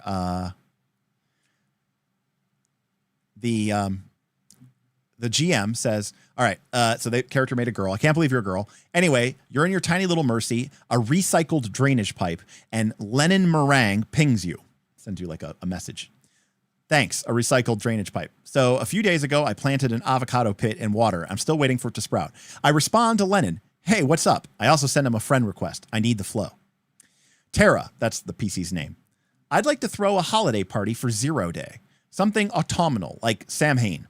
He leaves your friend request pending. All right. So basically, this NPC is like, hey, I'm trying to throw a holiday party, and I want to do like kind of like an October, Halloween, Samhain type bash, right? So our PC, who is a space farmer, gets an idea. I know. I want to grow some pumpkins. So Lennon will have jack-o'-lanterns for the party. Some real hand-grown pumpkins. Super user. That sounds like a cultivation challenge. And according to your Mercy's tier resources, it looks like you can only make a single pumpkin. Jared, the PC, says, that's fine. I'll try and make a big one. I've got my challenge deck ready to go. What's next? All right. So that's how a challenge works. When you want to build something, change something, affect something. All right. Get your material out. All right. Say it and spray it. The materials are all laid out and ready. Now what? Well, you've talked up a storm. You and the super user have gone back and forth. Now you want to do something. It's simple. Tell the other users and the super user what you want to accomplish. I want to create a pet monkey. I want to death Angus Smirsh. I want to perform music that moves the crowd to tears.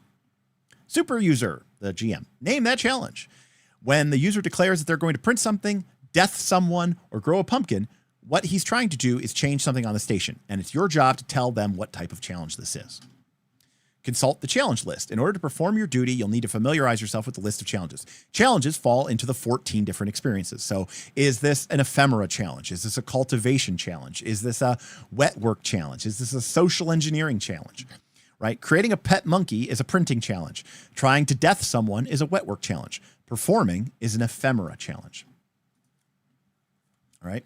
On Freemarket, in order to keep the station running, we need to use the right tool for the right job. We don't use wet work to convince someone to lend us a cup of sugar. That's what social engineering and negotiation are for. All right. Challenges are meant to be overcome and won. You want to use challenges to score lots of points and grind your opponent into the recycler. Winning challenges gets you fame, fortune, and flow. In a challenge, two sides compete. Participants match their abilities to cards drawn from the challenge and tech decks in order to score points and overcome the other side. In the end, the side with the most points wins. All right. So our GM says, all right, in a cultivation challenge, you're the initiator. It's a materials flow class. So the flow cost is 2 for a potted plant. Pretty simple. Right. I'll spend 2 flow to make the pumpkin. No problem. My current flow is 10, down from 12, right? So our character had 12 and now they're at 10. So when you initiate a challenge, you have to initiate the target. Who's the target? Whoever starts is called the initiator. He uses the abilities in the initiator uses section listed under each individual challenge rating. Either the super user or a user can initiate a challenge. The person or entity being challenged is the target. Sometimes the target is another user, aka another PC. Sometimes it's the super user, right? Sometimes it's the GM. When it's the super user, the target is a resident, a sweep, or the difficulty itself of the challenge at hand. The target's job is to resist, defend, and stop the initiator. That's it. So in a printing challenge, like if you're going to print something, 3D print something, right? The PC who's doing it, they're the initiator. And the GM, the super user, is the target, right? In a wet work challenge, the person attempting to do the harm is the initiator, and the victim is the target.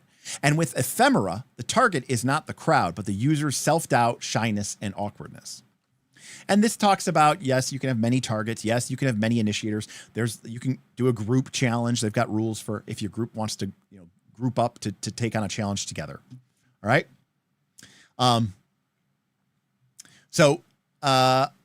Depending on what you're trying to do, depends on how much cost it has, how much social cost. All right. Let's see if we have the table here. Do we have the table here? No, they don't have the table here. It's in the flow chapter. That's a little bit of poor editing, a little bit, but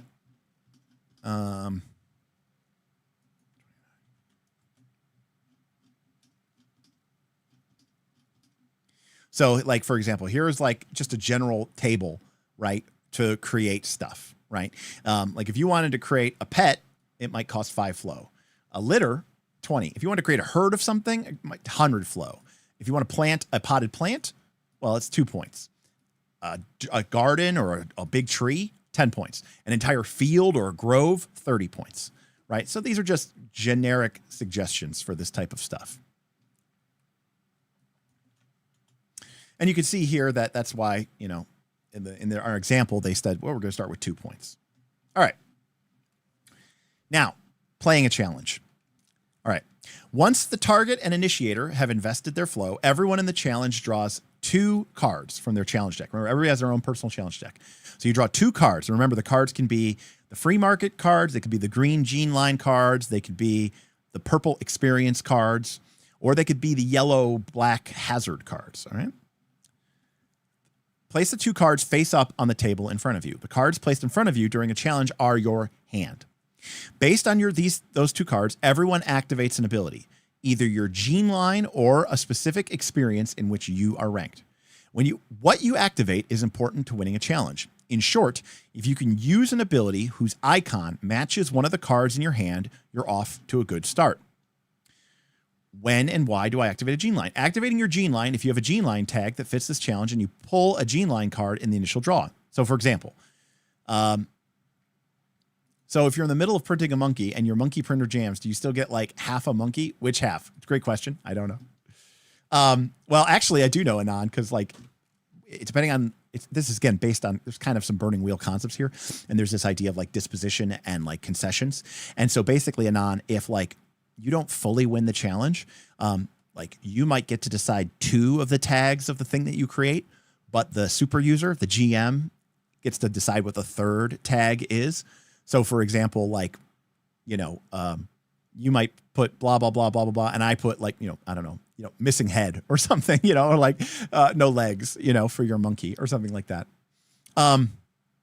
So if we draw one of the green Geneline cards, we get to activate it if our Geneline has a tag that fits the challenge. Remember, each of our things has 3 tags. These are descriptive adjectives that describe what the thing is.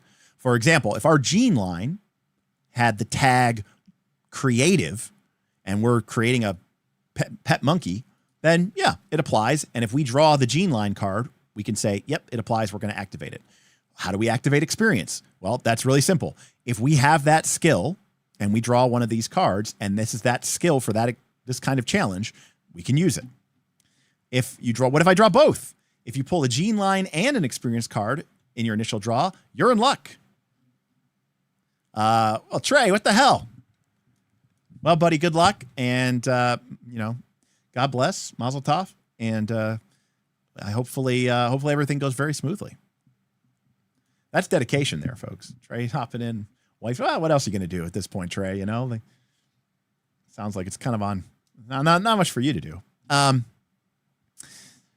So if you draw both, you're in luck. If you have both a Geneline and an experience that apply to this challenge, you activate the higher ranked of the 2. All right. What if you don't draw Geneline or experience? If you don't pull an experience or a Geneline card in your neutral draw, you have to gamble. You have to activate the ability you think is going to score the most points. Which cards do you think are going to come up more frequently, experience or Geneline? Which has the higher rating? Or maybe you have a trick up your sleeve, an interface or a piece of tech that you want to try and bring in later. Again,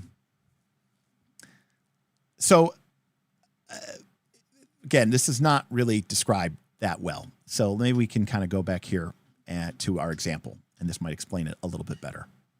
All right. So the GM, the super user, says, right-o. Now we each draw 2 cards from our challenge decks. For our initial draws, remember, the super user is representing the sort of the challenge itself. I get Geneline and Freemarket. So I activate Geneline. And bam. And I draw experience. So this is what the GM drew. And I draw experience and experience. Bam. I draw experience. Bam. And experience. Bam. I activate my cultivation experience. And that's 2 points, super loser. Since I initiated, you take the first action. So this is just how it starts off. So they activate Geneline. They activate experience. All right. I go for it with Geneline.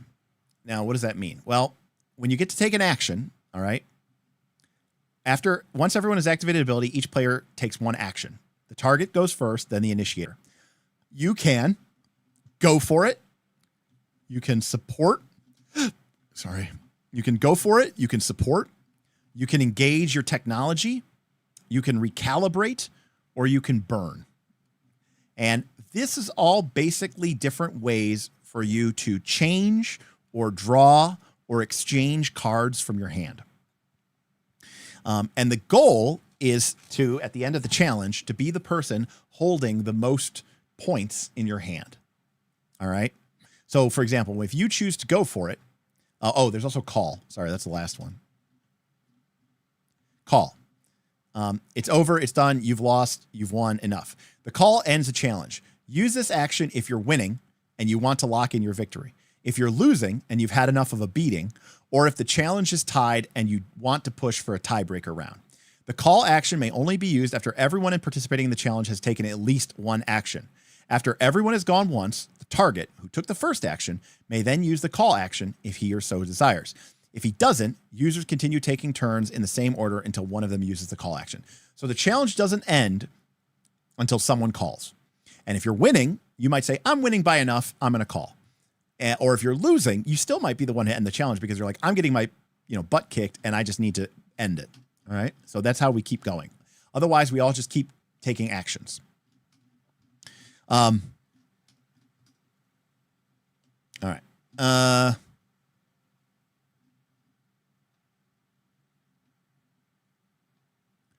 Once everybody has activated an ability, each player takes an action in turn. The target goes first, then the initiator. To just take an action, declare to the group which action you're taking and describe how you're performing it, or describe what you're doing and then play the action. Either way is cool. The 6 actions are go for it, support, recalibrate, burn, engage tech, and call. Go for it. You make a move. You push toward your goal, a show of force, a clever ploy, a stalwart defense. All right. When you use the go for it, draw 2 new cards from your challenge deck. Add them face up to the hand in front of you. You may use the go for it action in the challenge as many times as the rating of the ability you initially activated. So remember in the very beginning of the game, when we drew those first 2 cards, right? And we could either activate the challenge with our Geneline or we could activate it with one of our experiences.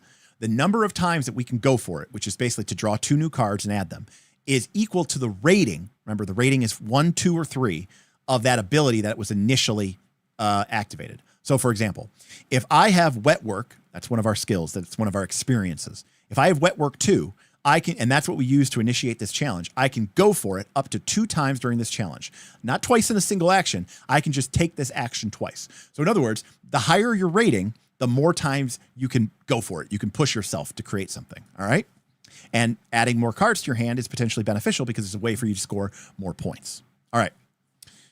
Support is another action that we can take. Now remember, the target goes first, then the person who initiated, and that's one round of actions. And everybody has to take at least one round of action. And then it goes back to the target, and the target at that point can take an action. They could call. At that point, anybody could call and end the challenge. All right. The support action brings in an unactivated ability, either your Geneline or your experience. You must be able to use this ability in the challenge. Either a Geneline tag must fit the goal of the challenge, or the experience must be listed in the initiator or target experiences for a challenge. So what does that mean? I'm printing, let's say I'm printing, remember that means like 3D printing. I'm 3D printing a pet monkey, but it's like more like a matter replicator. I'm 3D printing / replicating a pet monkey for Thor, leader of the Acer Mercy. If I initiated the printing challenge with my Geneline using the creative tag, I can use an action to support with my printing I experience. So in other words, you might have multiple things that apply. This is your opportunity to have another thing activate. All right. Use support when you've activated Geneline and you're showing some experience cards in your hand or vice versa. Remember, in order for something to count for points, it has to have been active. So if you drew a bunch of these purple experience cards, okay, which are only worth 1 point if they're active, and you initiated the challenge off of your Geneline, then these aren't scoring you any points. So you need to bring your experience into the game. All right. Engage technology. Set phasers on stun. Shields to the front. Throw the switch. If you have a piece of tech with an experience tag that matches the initiator or the technology, you may engage it. The engage technology action allows you to draw 2 cards from the tech deck. Place the cards face up in front of you. In a challenge, a piece of tech may be engaged a number of times equal to its rating. In other words, if you have a higher rated tech, you can draw more tech cards. Now remember, the tech deck is 50% tech and 50% hazard. So basically, each card you draw has a 50-50 chance of either giving you a point or no points. All right? The third action you can take is recalibrate. There's been a glitch, an error, a miscalculation. Fortunately, you're more than human. You are a cybernetic being with built-in debugging. Recalibrate converts hazard cards in your hand to bugs.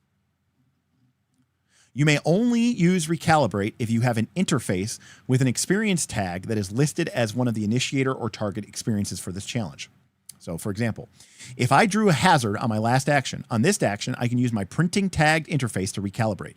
This will help me in future challenges. So basically, this converts any of these hazard cards, which don't really do anything for you, by the way, because they don't score you any points in the challenge. They say that. They say this scores no points. But what they let you do is they let you convert them into bug tokens. And that might seem like a bad thing, but bug tokens are basically a bonus that you can use in future challenges. It's basically kind of the game's way of saying, like, it's like concessions for the loser. So if you have a hand that's like really shitty, you can use recalibrate to sort of at least convert some of your shit cards into future awesomeness. All right. Burn. You trick, you connive, you hack, you push, you wheedle, you force, you burn out. The burn action sacrifices a point from your gene line, from your experience, from a technology, or from an interface, and removes a point scoring card from your opponent's hand. You may burn one ability per action. You may burn multiple points at a time from one ability. In other words, you can permanently reduce your tech. You can permanently reduce the rating of one of your pieces of tech, your interface, your gene line, in order to basically destroy the cards that are giving your opponent points. In other words, it's a way to blow up their hand. But it's going to cost you. You're going to have to burn out your stuff. Burn cards are removed from your opponent's hand and placed in their discard pile. Burning is an act of desperation, but when you absolutely must win a challenge, it's very powerful.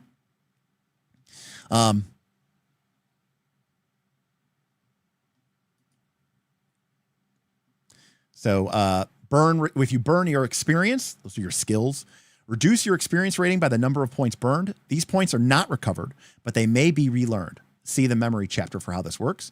If you burn tech, you reduce the tech rating number. Tech reduced to 0 cannot be used in a challenge. It has to be recycled or repaired. If you burn out your interface, interface is the most versatile tool. There are 2 ways to burn out your interface. If your interface is tagged for the challenge in which it is burned, then the burn is only temporary. They are restored at the end of the session. In this case, reduce the starting rating. If the interface is burned in a challenge where it's not tagged, you can only restore it through a mobbing challenge. Interface was restored to 0, may not be used for any rating. And lastly, you could burn your gene line, your actual genetic essence. This is the ultimate sacrifice. Reduce your gene line rating by the number of points burned. You may change one gene line tag for each point burned. You only recover these points if you're dubbed into a new body. And then you can call. After everybody's taken an action, you can end the challenge. It can only be used after everyone's gone at least once, and then we go back and forth until somebody calls. All right? So, oh, yes. And then error correction. If you have an interface tagged for this challenge, you benefit from error correction. Interface error correction kicks in when you draw a hazard card, either from your challenge deck or tech deck. When the hazard card is drawn, draw another card from the same deck. Put the hazard card and the third card into your hand. You only get to draw 1 extra card per action. If you draw another hazard card, that's too much error to be corrected, and you don't draw again this action. So basically, interfaces are very useful for this. Don't forget to say it. Don't forget to tell us what you're doing with each of your action. It's part of the action structure. You must describe what you're doing. Otherwise, we cannot proceed to the next action. In other words, you're supposed to describe this. It's supposed to be a role-playing moment as well. All right? Then we end the challenge. After the user or the super user has played the call action, the challenge is over. To determine the results, you do 3 things. You tally the score, you determine the effect, and calculate efficiency. So at this point, this is a little bit more like Torchbearer or Burning Wheel, right? Where you have a conflict and you're generating points, except, you're lowering one side's disposition. And then when somebody loses, we compare disposition and we see who is the real ultimate winner. To win a challenge, you need to score more points than your opponent. The cards drawn either score a point or they don't. So remember, you're going to have these hands of cards, right? And they're either going to score a point or they won't. The blue Freemarket card is always worth a point. The green, which won't really show up on my screen because of the chroma key, your green scores a point if you activated your Geneline at the start of the challenge. You score points. If you did not activate or support your Geneline, these cards do not score any points. So they're either worth 0 or 1. If your Geneline was activated, then it applies. The experience, like the growth, the tree rings of growth, if you activated a relevant experience, remember experience is the skill. At the start of the challenge, you score points with experience cards. If you did not activate or support with your experience, these do not score. All right. If you use the support action, you score points on both Geneline and experience cards. Yay. So support action just lets you get for both. If you use the engage tech action, any tech cards you draw are worth 1 point each. So the way that we score points is either having tech cards, activated Geneline cards, activated experience cards, or Freemarket cards. These are always worth a point. This is always worth a point. And these are sometimes worth points if our Geneline, our AKA our race applied, or if our experience applied. All right. Hazard cards do not score points. They represent things that went wrong during the challenge. Whoever has the highest score wins. If the target of wins, no margin of victory need be factored. That's if the defender wins, all right? Like the person who was targeted. None of the flow he risked is spent. So remember that to defend, you have to risk flow. Everybody's got flow. He gets it all back. The initiator loses and must pay the full flow cost for the challenge. So if you try to kill somebody and I say, okay, what's going to cost you 12 flow? It's going to cost you 10 flow to not try to get killed. If you don't get killed, you get all your flow back, you're fine, and the initiator has to pay the full price and they get nothing. If the person who initiated the challenge wins, then how much they win by matters. In which case we subtract their score from your score. And whatever that margin of victory is, 1 point, 2 points, 3 points, it's spent on effect and efficiency. Effect. There are 3 levels of effect for a challenge. 1 point of your margin of victory must always be spent on one and only one effect from the challenge results. All right. In other words, if you succeed, if you succeed by 1, you have to put it into effect.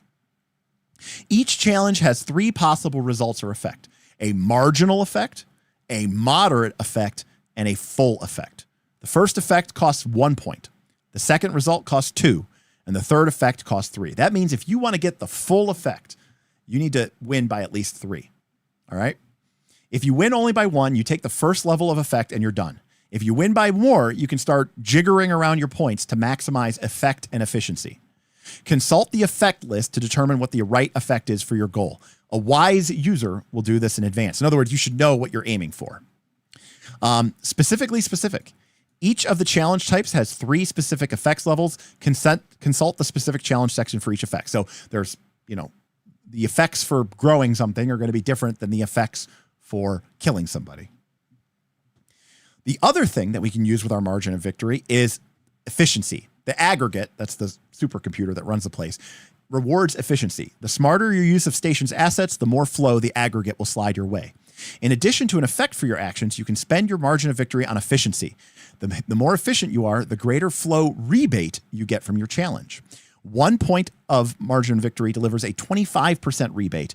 2 points is a 50% rebate. And 3 points is a massive 75% rebate. So if we initially bid 12 flow to do some challenge and we crush it, we could spend some of our margin of victory on getting a 75% rebate. So we would get 9 points of the 12 that we spent back, which is pretty cool. All right. Lastly, when you lose a challenge, you don't come away empty-handed. Even though you've lost, there's all sorts of little things that go wrong for the winner that help you in the long run. These little things didn't prevent him from winning, of course, but these little glitches and hiccups may come back to bite him later. We call these problems bugs. At the end of the challenge, for each hazard card in the winner's hand, the loser receives 1 bug token that could be spent in future challenges. All right? So let's read through the example of play so maybe we can try to get a little better sense of this. All right? So, again, what we're trying to do here is All right, we're doing a cultivation challenge. Jared is trying to grow a pumpkin for the upcoming Samhain Halloween party. All right. So the GM decides that this is a cultivation challenge, and the user is the initiator. This is for materials, and our table shows us this is the flow cost to initiate this challenge is 2 for a potted plant. All right, so Jared spends 2 flow, and they go down from 12 down to 10, right? Easy peasy. All right. So everybody draws 2.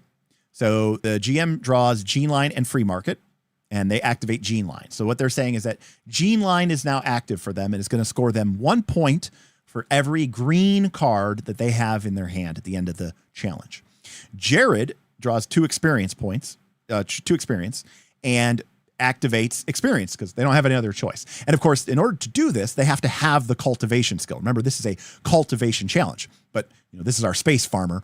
Of course, they have cultivation. And keep in mind that, that means that they are starting off with 2 points.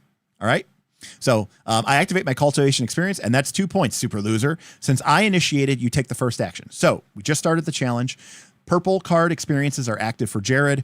Green cards are active for the super user. All right. Make sure I didn't miss anything here. No, I did not. All right.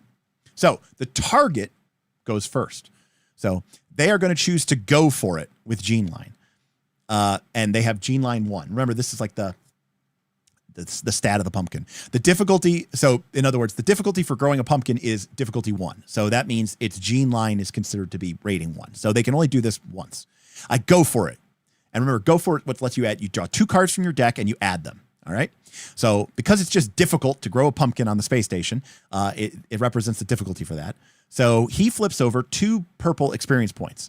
No points. Feck. Looks like your pumpkin seeds are growing farms. Remember, these cards that he just drew don't score any points since Geneline, the green cards, were what he initially activated. So these only score when experience is drawn. All right. So Jared is going to choose to go for it as well.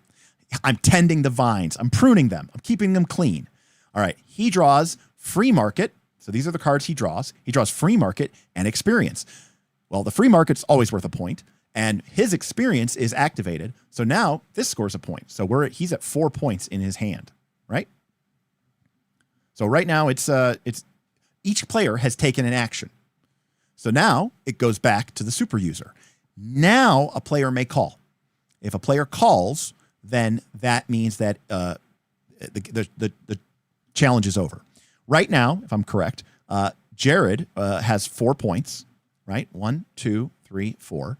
And the difficulty, the challenge of the thing is got 2. Freemarket is worth 1, and the initial draw is worth 1. So it doesn't really, he could concede, but why bother? But here's what he's going to do. All right, ouch, I'm down 2 points, right? So it's 4-2. They could just concede. Well, for my action, I'm going to support with experience from the cultivation difficulty. Looks like you've got vine rot, and I've got 4 points. All right. So in other words, because of the cultivation difficulty of this pumpkin, you're able to bring in a cultivation difficulty, and support lets you turn on the other one that you're not activated. So by turning on experience, now these 2 points, which were cards which were drawn earlier, now score points. So now the super user has 4 points. All right. So they're tied. All right. Well, the Germinator is programmed to watch for vine rot. Remember, that's a piece of his tech. He's got this mechanical robot gnome that helps him with gardening, and which he named the Germinator, right? It's programmed to watch for vine rot. He prunes the offending sections. I am going to engage check and draw a tech point and a hazard card. Uh-oh. But I have my agronomist database interface, which gives me error correction. I get to draw another tech card because of the hazard. Score another point. I have 6 total. Suck it. So this is what we initially started with 2. Then we went for it. We get 2. When we engage tech, we get 2 cards. Remember, each tech is 50-50 to be either a point or a hazard. And then if we have an interface that also applies, error correction lets us draw an additional card if we draw a hazard. So because we drew a hazard, we get to draw an additional card. So now we have tech, experience, Freemarket. We're at 6. So now it's 6-4. All right. So the super user goes, well, I'm out of options. I can't go for it again because I only could go for it once because my challenge rating for this was only 1. And I can't go for it again. I only have experience 1 for this challenge. Nothing to burn or recalibrate. So basically, they're losing. They can only lose more from this point, so they call. You grow an orange gourd. It's not a gourd. It's a squash-like fruit, much like you. All right. I won by 2 points. What does that mean, right? Because our PC won by had 6 points, and the super user had 4 points. All right. Well, it means you grow a pumpkin, but there are some wrinkles for a perfect pumpkin. You need to win by 3 to get a perfect pumpkin. So this is an imperfect pumpkin. You lied to me. You said this would be fun and easy. So far, it's neither. How imperfect is my pumpkin? Well, with a margin of victory 2, you can either make a rating 1 pumpkin or a rating 2. Oh, sorry. You can either make a rating 1 or a rating 2 piece of technology. The lower the rating, the more imperfect it is, right? Because they won by 2, so they could spend that on the effect. Why would I want a more imperfect pumpkin? Why not just spend both points to get as high of a rating as possible? Good question. Remember, we talked about this because you could spend your margin of victory on efficiency. Efficiency gets you a rebate on your flow. So you got to kind of choose. Do you want a better product or do you want a refund on the currency that you expended to play? How much of a rebate would I get on a 2-point investment? Well, it's worth 25 points, but you round up, so 1 point. Oh, and you have to spend at least 1 point on effect. So you have to spend at least 1 point on effect to get a barely minimal pumpkin. So he could spend 1 point, get a barely functioning pumpkin, and then spend another point on efficiency and get 1 point back from his 2 points that he spent.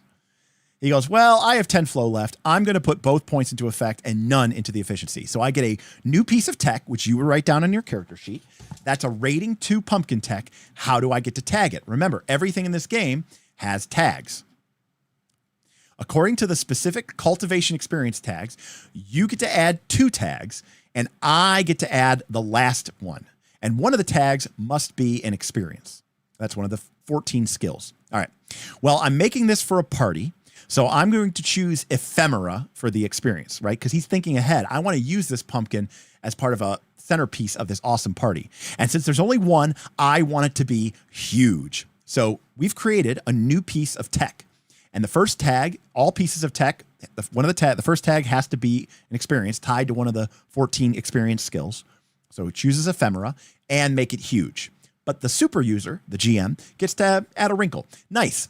The third tag is hallucinogenic. You have a huge hallucinogenic ephemera rating 2 pumpkin. Oh, and since I lost, I get 1 bug because you had a hazard card in your hand. Lastly, we discard our hands. All right. And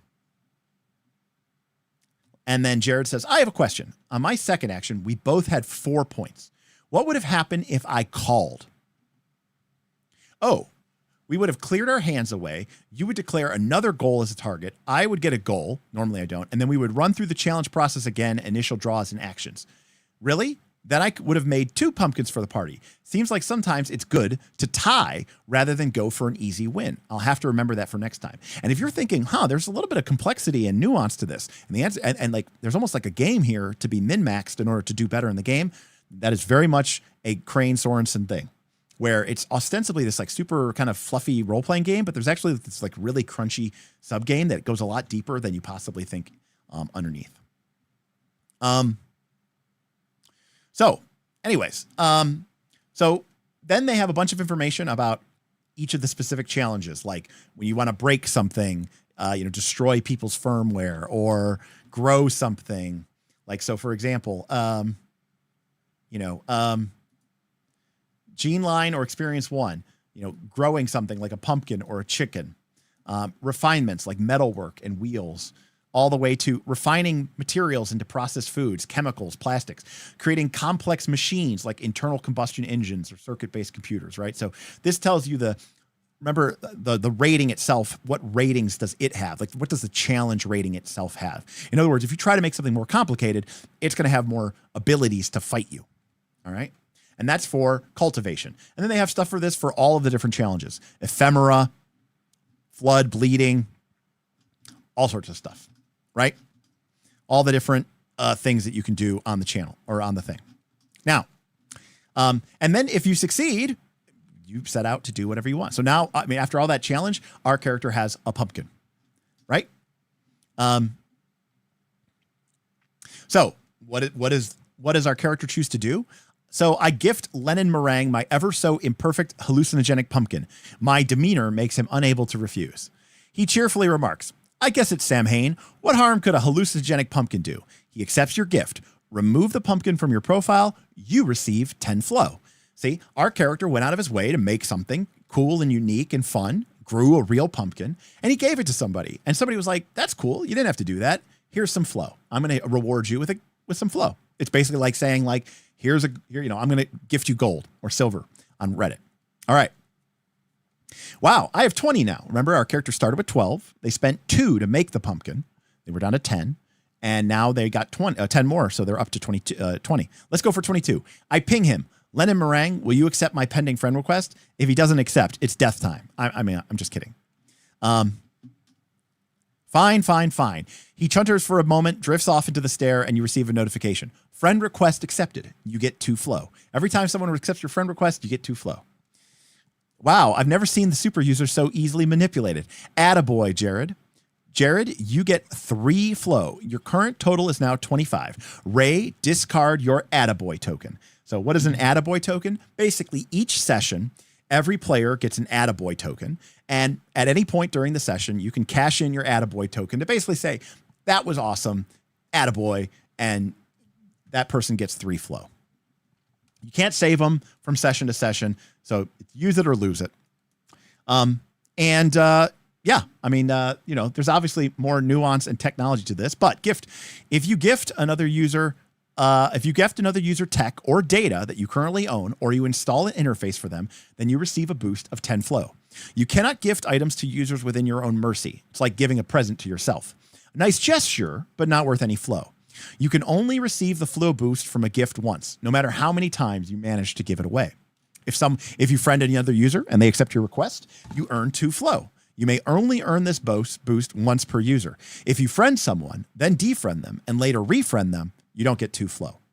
Once you're friends, you could see each other's locations, read each other's personal feeds, and have access to a friends-only communication network channel. Be careful who you friend. Friending also makes you part of a social insurance network. See the social insurance heading in this chapter for more information. What is social insurance? Basically, if your character because the way you lose this game is if at the end of a session, if you have 0 flow, the entire station votes whether to kick you out or not. Basically, you're so much of an asshole, you get pinged on everybody's notification. Do we want to keep this person around? And if they vote yes, then you're back to 1. Otherwise, you get booted from the station, and essentially your PC is removed from the game. You tried to do too much, you were a jerk, you're an asshole, and you get booted from the station.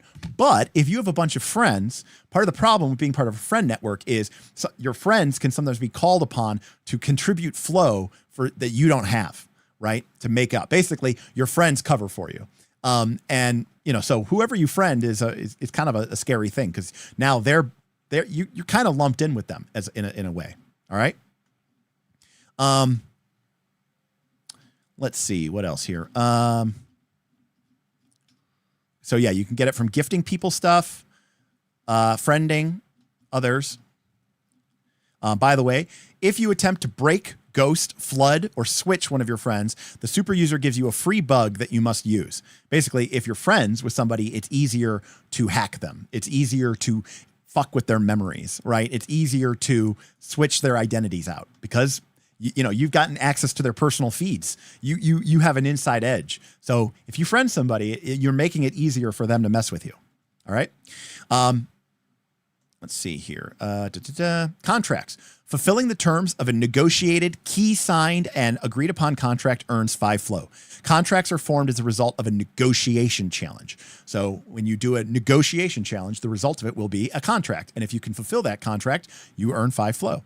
And we talked about attaboys. At the start of each session, each user gets an attaboy token. During the session, you can give that to anybody. They add 3 flow to their total, and it's discarded. Traditionally, we grant attaboys when another user entertains us with stunning drama or hilarious comedy. You only get 1 per session.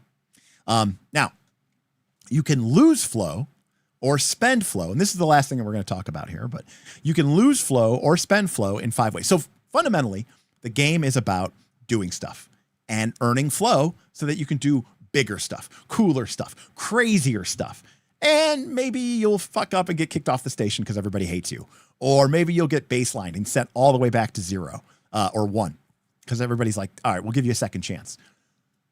And it's kind of like, it's just to kind of keep doing crazy stuff until, I guess until you get bored of it. And keep in mind, the super user, the GM, is designed because there's no plot here. There's no arc, right? All the stuff is sort of public access. All of the different NPCs, all the different mercies. So you might be the super challenge. You might be the super user for this session and the next session, but then you could just as easily be like, okay, today on Freemarket, what are we getting into? And somebody else could be the super user, right? So you can lose or spend flow in 5 ways: challenges, defriending, frownies, leaving your mercy, and social insurance. We already talked about when you try to change something, when you try to do a challenge, you have to invest flow. All right. You can risk more flow than you currently have. Factor your final total at the end of a challenge after any efficiency rebates have been determined. If your flow is still positive, you're all in the clear. If your flow is 0 or negative, see flow debt. In other words, you might be like, look, I only have 10 flow, but I need 20 to do this big, crazy idea I have. But I got a plan, and I think I'm going to crush it, and I'm going to be able to get enough of a rebate that I'll be able to afford it later.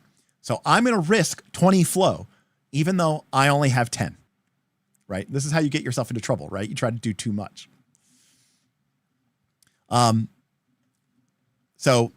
And again, remember, you can earn that rebate depending on how well you win. All right.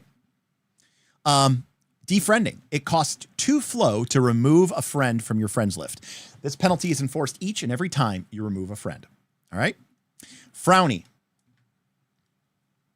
token. Giving a frowny is a signal that you're unhappy with another user. Conversely, if you receive a frowny, someone displeased you. Super users and users may give frownies. Anyone can give a frowny at any time. A frowny deducts 3 flow from the targeted user's total. You may only place 1 frowny per user per session, but you can frowny any number of users. That means you could issue 12 frownies to 12 different people, but you can only give your mom 1 frowny per session. I'll make it up to you. Frownies can be rescinded. If you can convince the user who frownied you to forgive you before the session is over, you regain 3 flow and the frowny is cleared. If they remain unconvinced at the end of the session, then the frowny is applied, the flow is lost permanently, and you can be frownied once again by this person. There's a bottom to the barrel. A frowny may never reduce your target's flow below 1. If the frowny would reduce the target's flow to 0 or lower, it's reduced to 1 instead. So again, in a social currency system, you can also basically ding people, right? If you're kind of a jerk or dick. If you want to leave your mercy, if you want to leave your group, it costs 4 flow. And then there's social insurance. All right. Which again, I kind of briefly described, but basically if you're part of your friend network and somebody owes a shitload of flow, it can come out of your pocket. All right. And then we talked about how much flow it costs to do all these different challenges. And if your flow drops to 0 and your social insurance can't put you back into the positive, the aggregate, that's the big master supercomputer, post your profile to the inbox of every emancipated resident of the station. The post describes the circumstances that led to your flow debt. The post also charts all of your recent activity on the station. Each resident on the station then gets to vote, either to allow you to remain on the station or to deport you. The vote is decided at the end of the session. Voting mechanics are described below and in the super user session. If the vote goes in your favor, you receive enough flow to put you at exactly 1. There is no other consequence aside from maybe a little infamy. If you're voted off the station, aggregate security sweeps collect you and your belongings and escort you to the hole. In the hole, your key is deactivated, your data, memories, and backups are archived. You are put in a lifeboat and fired off in the direction of your choosing. Earth, Mars, Liberty Station, wherever. You may never return to the station in any form or any guise. All right? So that is essentially the game. Obviously there's, a little bit more to it, but that is fundamentally what the game is about. And again, you'll have your tiers of your mercy. We talked about this before, like because even in a world where there's nothing, no money, no things, there's still social stratification. So kind of like in Blaze in the Dark, how you're trying to like get your tier of your crew up. You might try to get your mercy to be this huge, popular crew, or you might want to stay small, but having higher tier gives you more personal space. Like, for example, what we said before, when everybody gets a capsule, which you could think of as like, like a pod, right? Like a very small, very, very small studio apartment, right? Everybody gets a capsule, even smaller than that, like one of those Japanese pod hotels. So when you join a mercy, you get a 4-person bunk in a converted cargo container. Right? So you get a little bit more space. You get some area. You get your own personal matter printer that can produce handheld objects. Right? Everybody else has to use the public, matter printers. But when you're a tier 1 mercy, you get your own personal matter printer. It can only print roughly hand-sized objects. Right? And then tier 2, and then tier 3. Well, if you go up to tier 7, you have your own dedicated structure, like a tower or a pod network or other suitable building. You have enough living space to house their members in semi-private and private apartments. You have a large workshop. You have your own performance space. You have a plot of land sized appropriately to your tags and needs. You also have a public space that they maintain, like a street, a lot, a monorail, a tramway, a section of the whole, or a low G section of the ring. Your mercy has at its disposal 3 matter printers sized to the founder specification, recycling hardware suitable for all tasks, cultivation materials for a field or a herd, an engine, mobbing suites for development and installation of new hardware. So, you basically have it all, right? You can do whatever you want. So, even in a world where everybody has everything, there's still haves and have-nots to a certain extent. But again, you could be a baseliner and just chill in your pod and, hang out. But if you want to risk doing stuff, you also risk pissing people off. And that means that, things can go, out of your way. Now, the game also, like I said, has a lot of, so those are kind of basic rules. The game gives you a list of existing mercies that are on the station, that you could choose to, use or not use. These might be people that you go up against. These might be people that you ally with. These might be people that you swear to bring down. They might be people you swear to destroy. And so they give you, there's a lot of examples to use. Of course, you can create whatever you want to make, I didn't get into this. I talked a little bit about memories, and I know it's past 9 o'clock, but, memories are sort of this game's, experience point system. Okay. So basically, you have your short-term memory slots, and then you have your long-term memory slots. So, as a reminder, so you have 1, 2, 3 spots for long-term memories, and then you have 1, 2, 3, 4 spots for short-term memories. Okay. Now remember, we start the game with a single short-term memory locked. You can add to your short-term memory list by noting important events that happened to you or that you observed during the session. You have 4 slots for remembering short-term memories. Write your short-term memories in your available slots as you go along through the session. You may only log up to 4 short-term memories per session, unless you are deathed and lose some of your short-term memories. Ephemera, that's like performances and art, infects a user with short-term memory. When you experience a piece of ephemera, you must take the short-term memory it presents and add it to your slots. If your slots are full, you must overwrite an existing memory of your choice. It's too pressing. It's too important.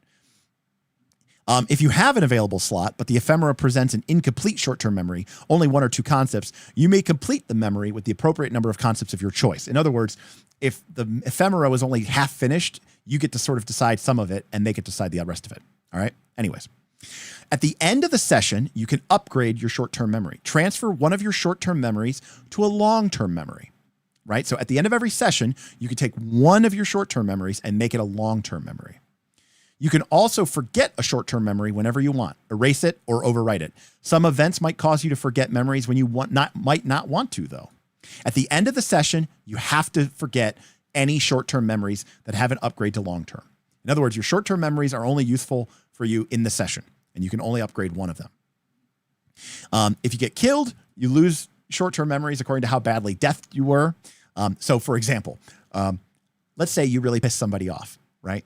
And they're really mad. So they have a short-term memory of, I can't believe they betrayed me. And so the group goes, okay, what we need to do is we need to kill them before they can log that short-term memory into long-term memory. So if we kill them before the end of the session, then they'll lose their short-term memory, and then they won't be able to remember that we pissed them off. We'll deal with the issue later on of will they be mad that we killed them? Maybe they won't know about it if we do it right. Like, this is the kind of crazy stuff that I say this because this is what happened to me the one time I played. The one time I played Freemarket is, I don't remember how or why, but we really pissed somebody off, and we're like, oh no, they're going to ruin everything. And so then it quickly escalated into this crazy, Coen's Brothers style thing of us trying to kill them, and so that they wouldn't remember that we pissed them off. Okay. You can have up to three long-term memories at once. You start with 2. At the end of a session, you may add a long-term memory by upgrading a short-term into a long-term. At the start of a session, except for the first one, you may experience a long-term memory. Take the long-term memory and apply it to any appropriate experience. If you have a rating in that experience, increase it by 1 to a maximum of 3. If you do not have a rating in experience, you now have a rating of 1. In other words, you can take your long-term memories, and that's how you build up your skills. The long-term memory must apply to the experience. Once applied, you erase that long-term memory from that slot. At the end of a session, you can erase or forget your long-term memories if you want. And remember, people can also flood and bleed you. So other people in the game can mess with your long-term memories and can hack out your memories. So it's a whole thing. All right. And lastly, memories can be taken out from you. This is very much like a pensieve from Harry Potter. Memories can be removed from you and turned into an abstract concept called data, which represents sort of like a digital experience. And you can trade that and gift that to people, right? And other people can take data and they can turn it into new memories, right? So it's almost kind of like Blade Runner, right? With like the girl, Blade Runner 2049, right? With the girl who makes the fake memories to put into replicants. So there are some crazy sci-fi elements here as well. So Freemarket. Obviously this is going to be one of our most unpopular streams of all time, but I'm glad to have done it. 30 of you stuck with us, and probably only 10 of you are bots. Chat was very slow because nobody even knew what to say. Let's see here. Seems like it very much set in the modern day of social media. Guessing not much here I could steal for a Dark Age game. No. Have I ever played it? Yes, once. It is a bit like Survivor in space. There's challenges. I don't know about immunity idols, but whatever. What in the world is this game? It's like a serious version of Paranoia mixed with Papers and Paycheck joke from ADD. A little bit. There's definitely, elements of paranoia here. It was an interesting time hearing about this game.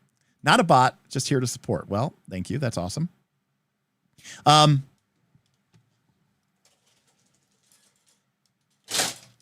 So,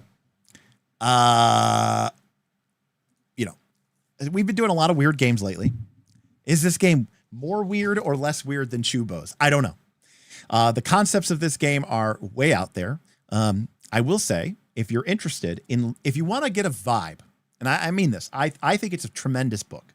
It is a short story, so it's not very long. It's, under 100 pages. There is a short story that is available for free. You can find it, PDF, EPUB. It is called Down and Out in the Magic Kingdom. Okay? I don't want to say that the Luke Crane and Jared Sorensen entirely based their game off of Down and Out in the Magic Kingdom, but I think they based their game entirely off of Down and Out in the Magic Kingdom. And maybe they even say that somewhere in here, but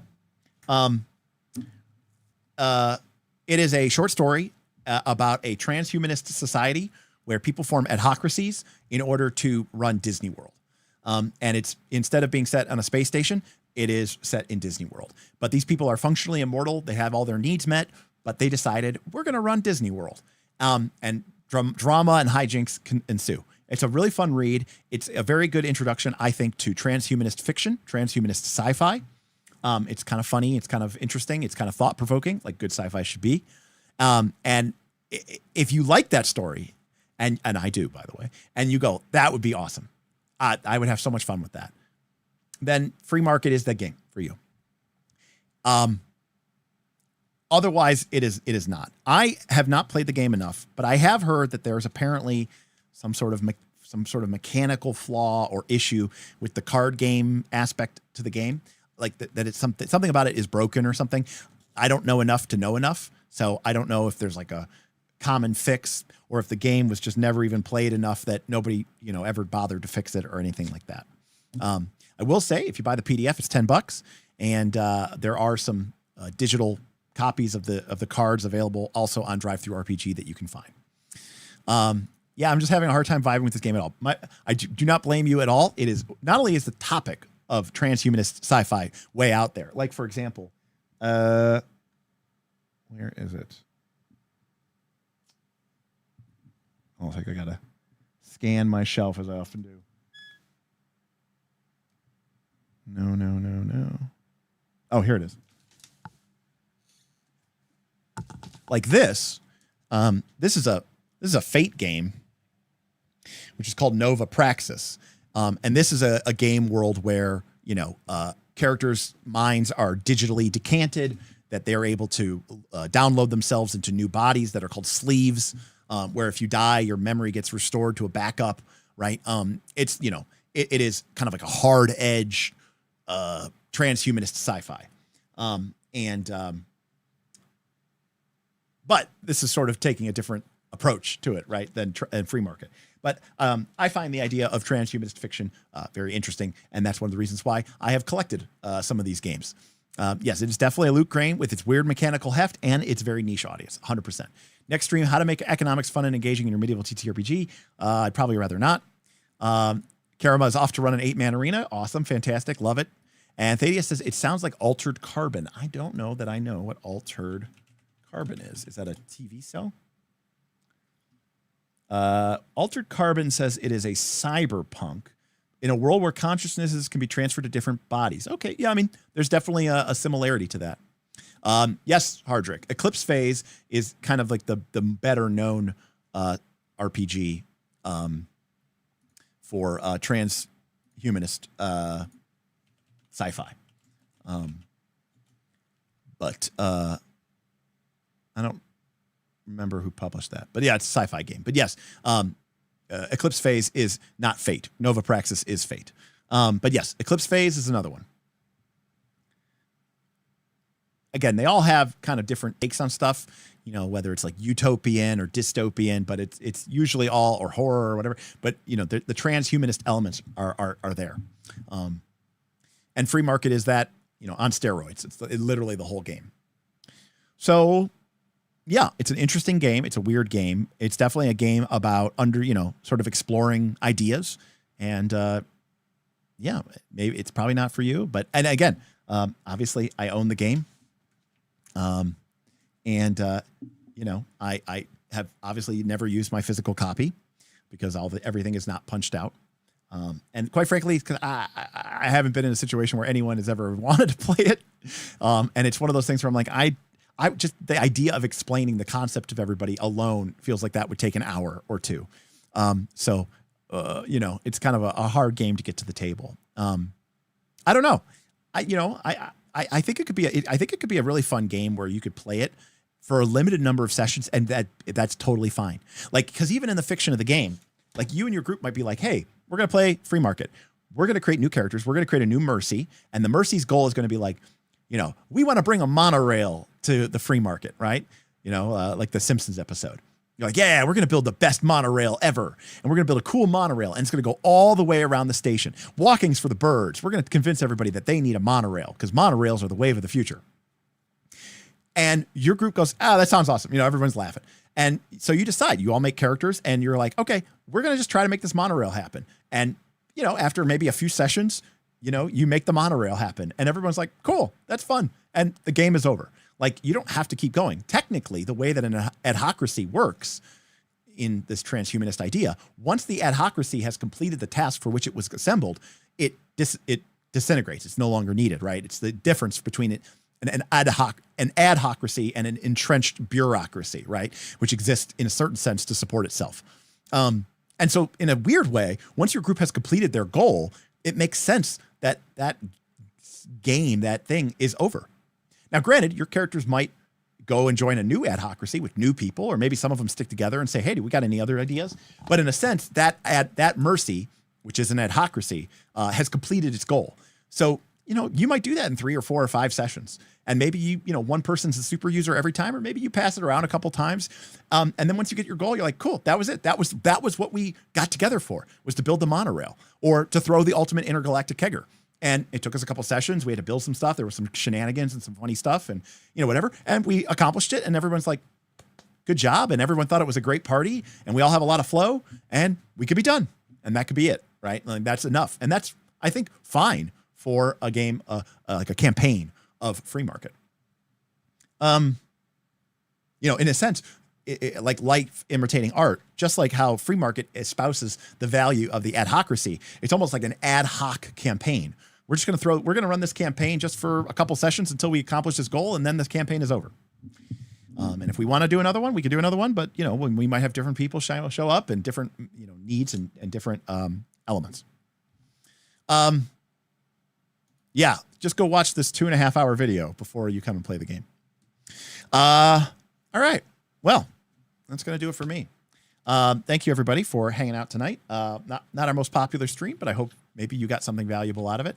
And I'm excited. Tomorrow, we are going to be finishing our Forbidden Lands campaign. The group's stronghold is slated to be attacked by a Rust Brother raiding force, who are going to be woefully unprepared for how much of a fortress the PCs have managed to build up over the course of a summer at this small little ferry that was once just a small hovel of a small group of huts is now a walled, moated enclosure. PCs are going to PC. So I imagine it's going to be a brutal experience for the bad guys. I think that they're going to get their butts kicked. So in some certain ways, it's like the players taking a victory lap after a hard-won victory, hard-won campaign. Glad to finally catch the live stream. I appreciate all you do. Well, thank you, Mibber. Thank you for showing up. Obviously, some of the streams going forward might be a little bit random, depending on how I'm doing with my mental health and mental well-being. Trying to get back into the flow of things. Get it? But overall, it's been very nice to have the support of the community and the support of viewers like you. So let me know. Drop a comment, leave a thumbs up or subscribe, or maybe check out our Patreon if you're interested in talking about some of these crazy games. We have a lot of different games to play. Chances are pretty good you're not going to be able to play Freemarket, but we've got a lot of different games, not just Pathfinder 2, but tons of different games that get played each and every week. And some of them are pickup, some of them are ad hoc, some of them are one shot, some of them are multi-shot, some of them are campaigns. So, we're a small community, but mighty in our strength. Sounds like an exciting end to a campaign. Yeah, I think it'll be a one-sided blowout, but my job isn't to challenge the party. My job in this kind of Forbidden Lands game is to just, reflect the reality of what's happening. When the Rust Brothers were initially made aware of what's happening, they know that there was a ferryman and his family who stood up to them and were driven off, and they're going to send a force there to enslave them and raid them and root them out of home and hearth, but they are not expecting that there's going to be 5 capable PCs, a wooden palisade, a guard tower, a moat, and a semi-domesticated griffin defending it. So it's going to be, brutal. But it's not for me to be like, and you guys did all that cool work, and now I'm going to make the enemy tougher so that it's a balanced fight. No, that's not what this. I don't think that's what any game is about, quite frankly. But least of all, Forbidden Lands. So, and Pathfinder, that's exactly what Freemarket's about. What would you do if you didn't have to worry about surviving? What would you be free to live? Yeah, you can just do whatever you want. And thank you, Beowulf. I appreciate you. All right. Well, that's going to do it for me. So hopefully you all have a great weekend and get to play some games, and we'll see you next time on Knights of Last Call.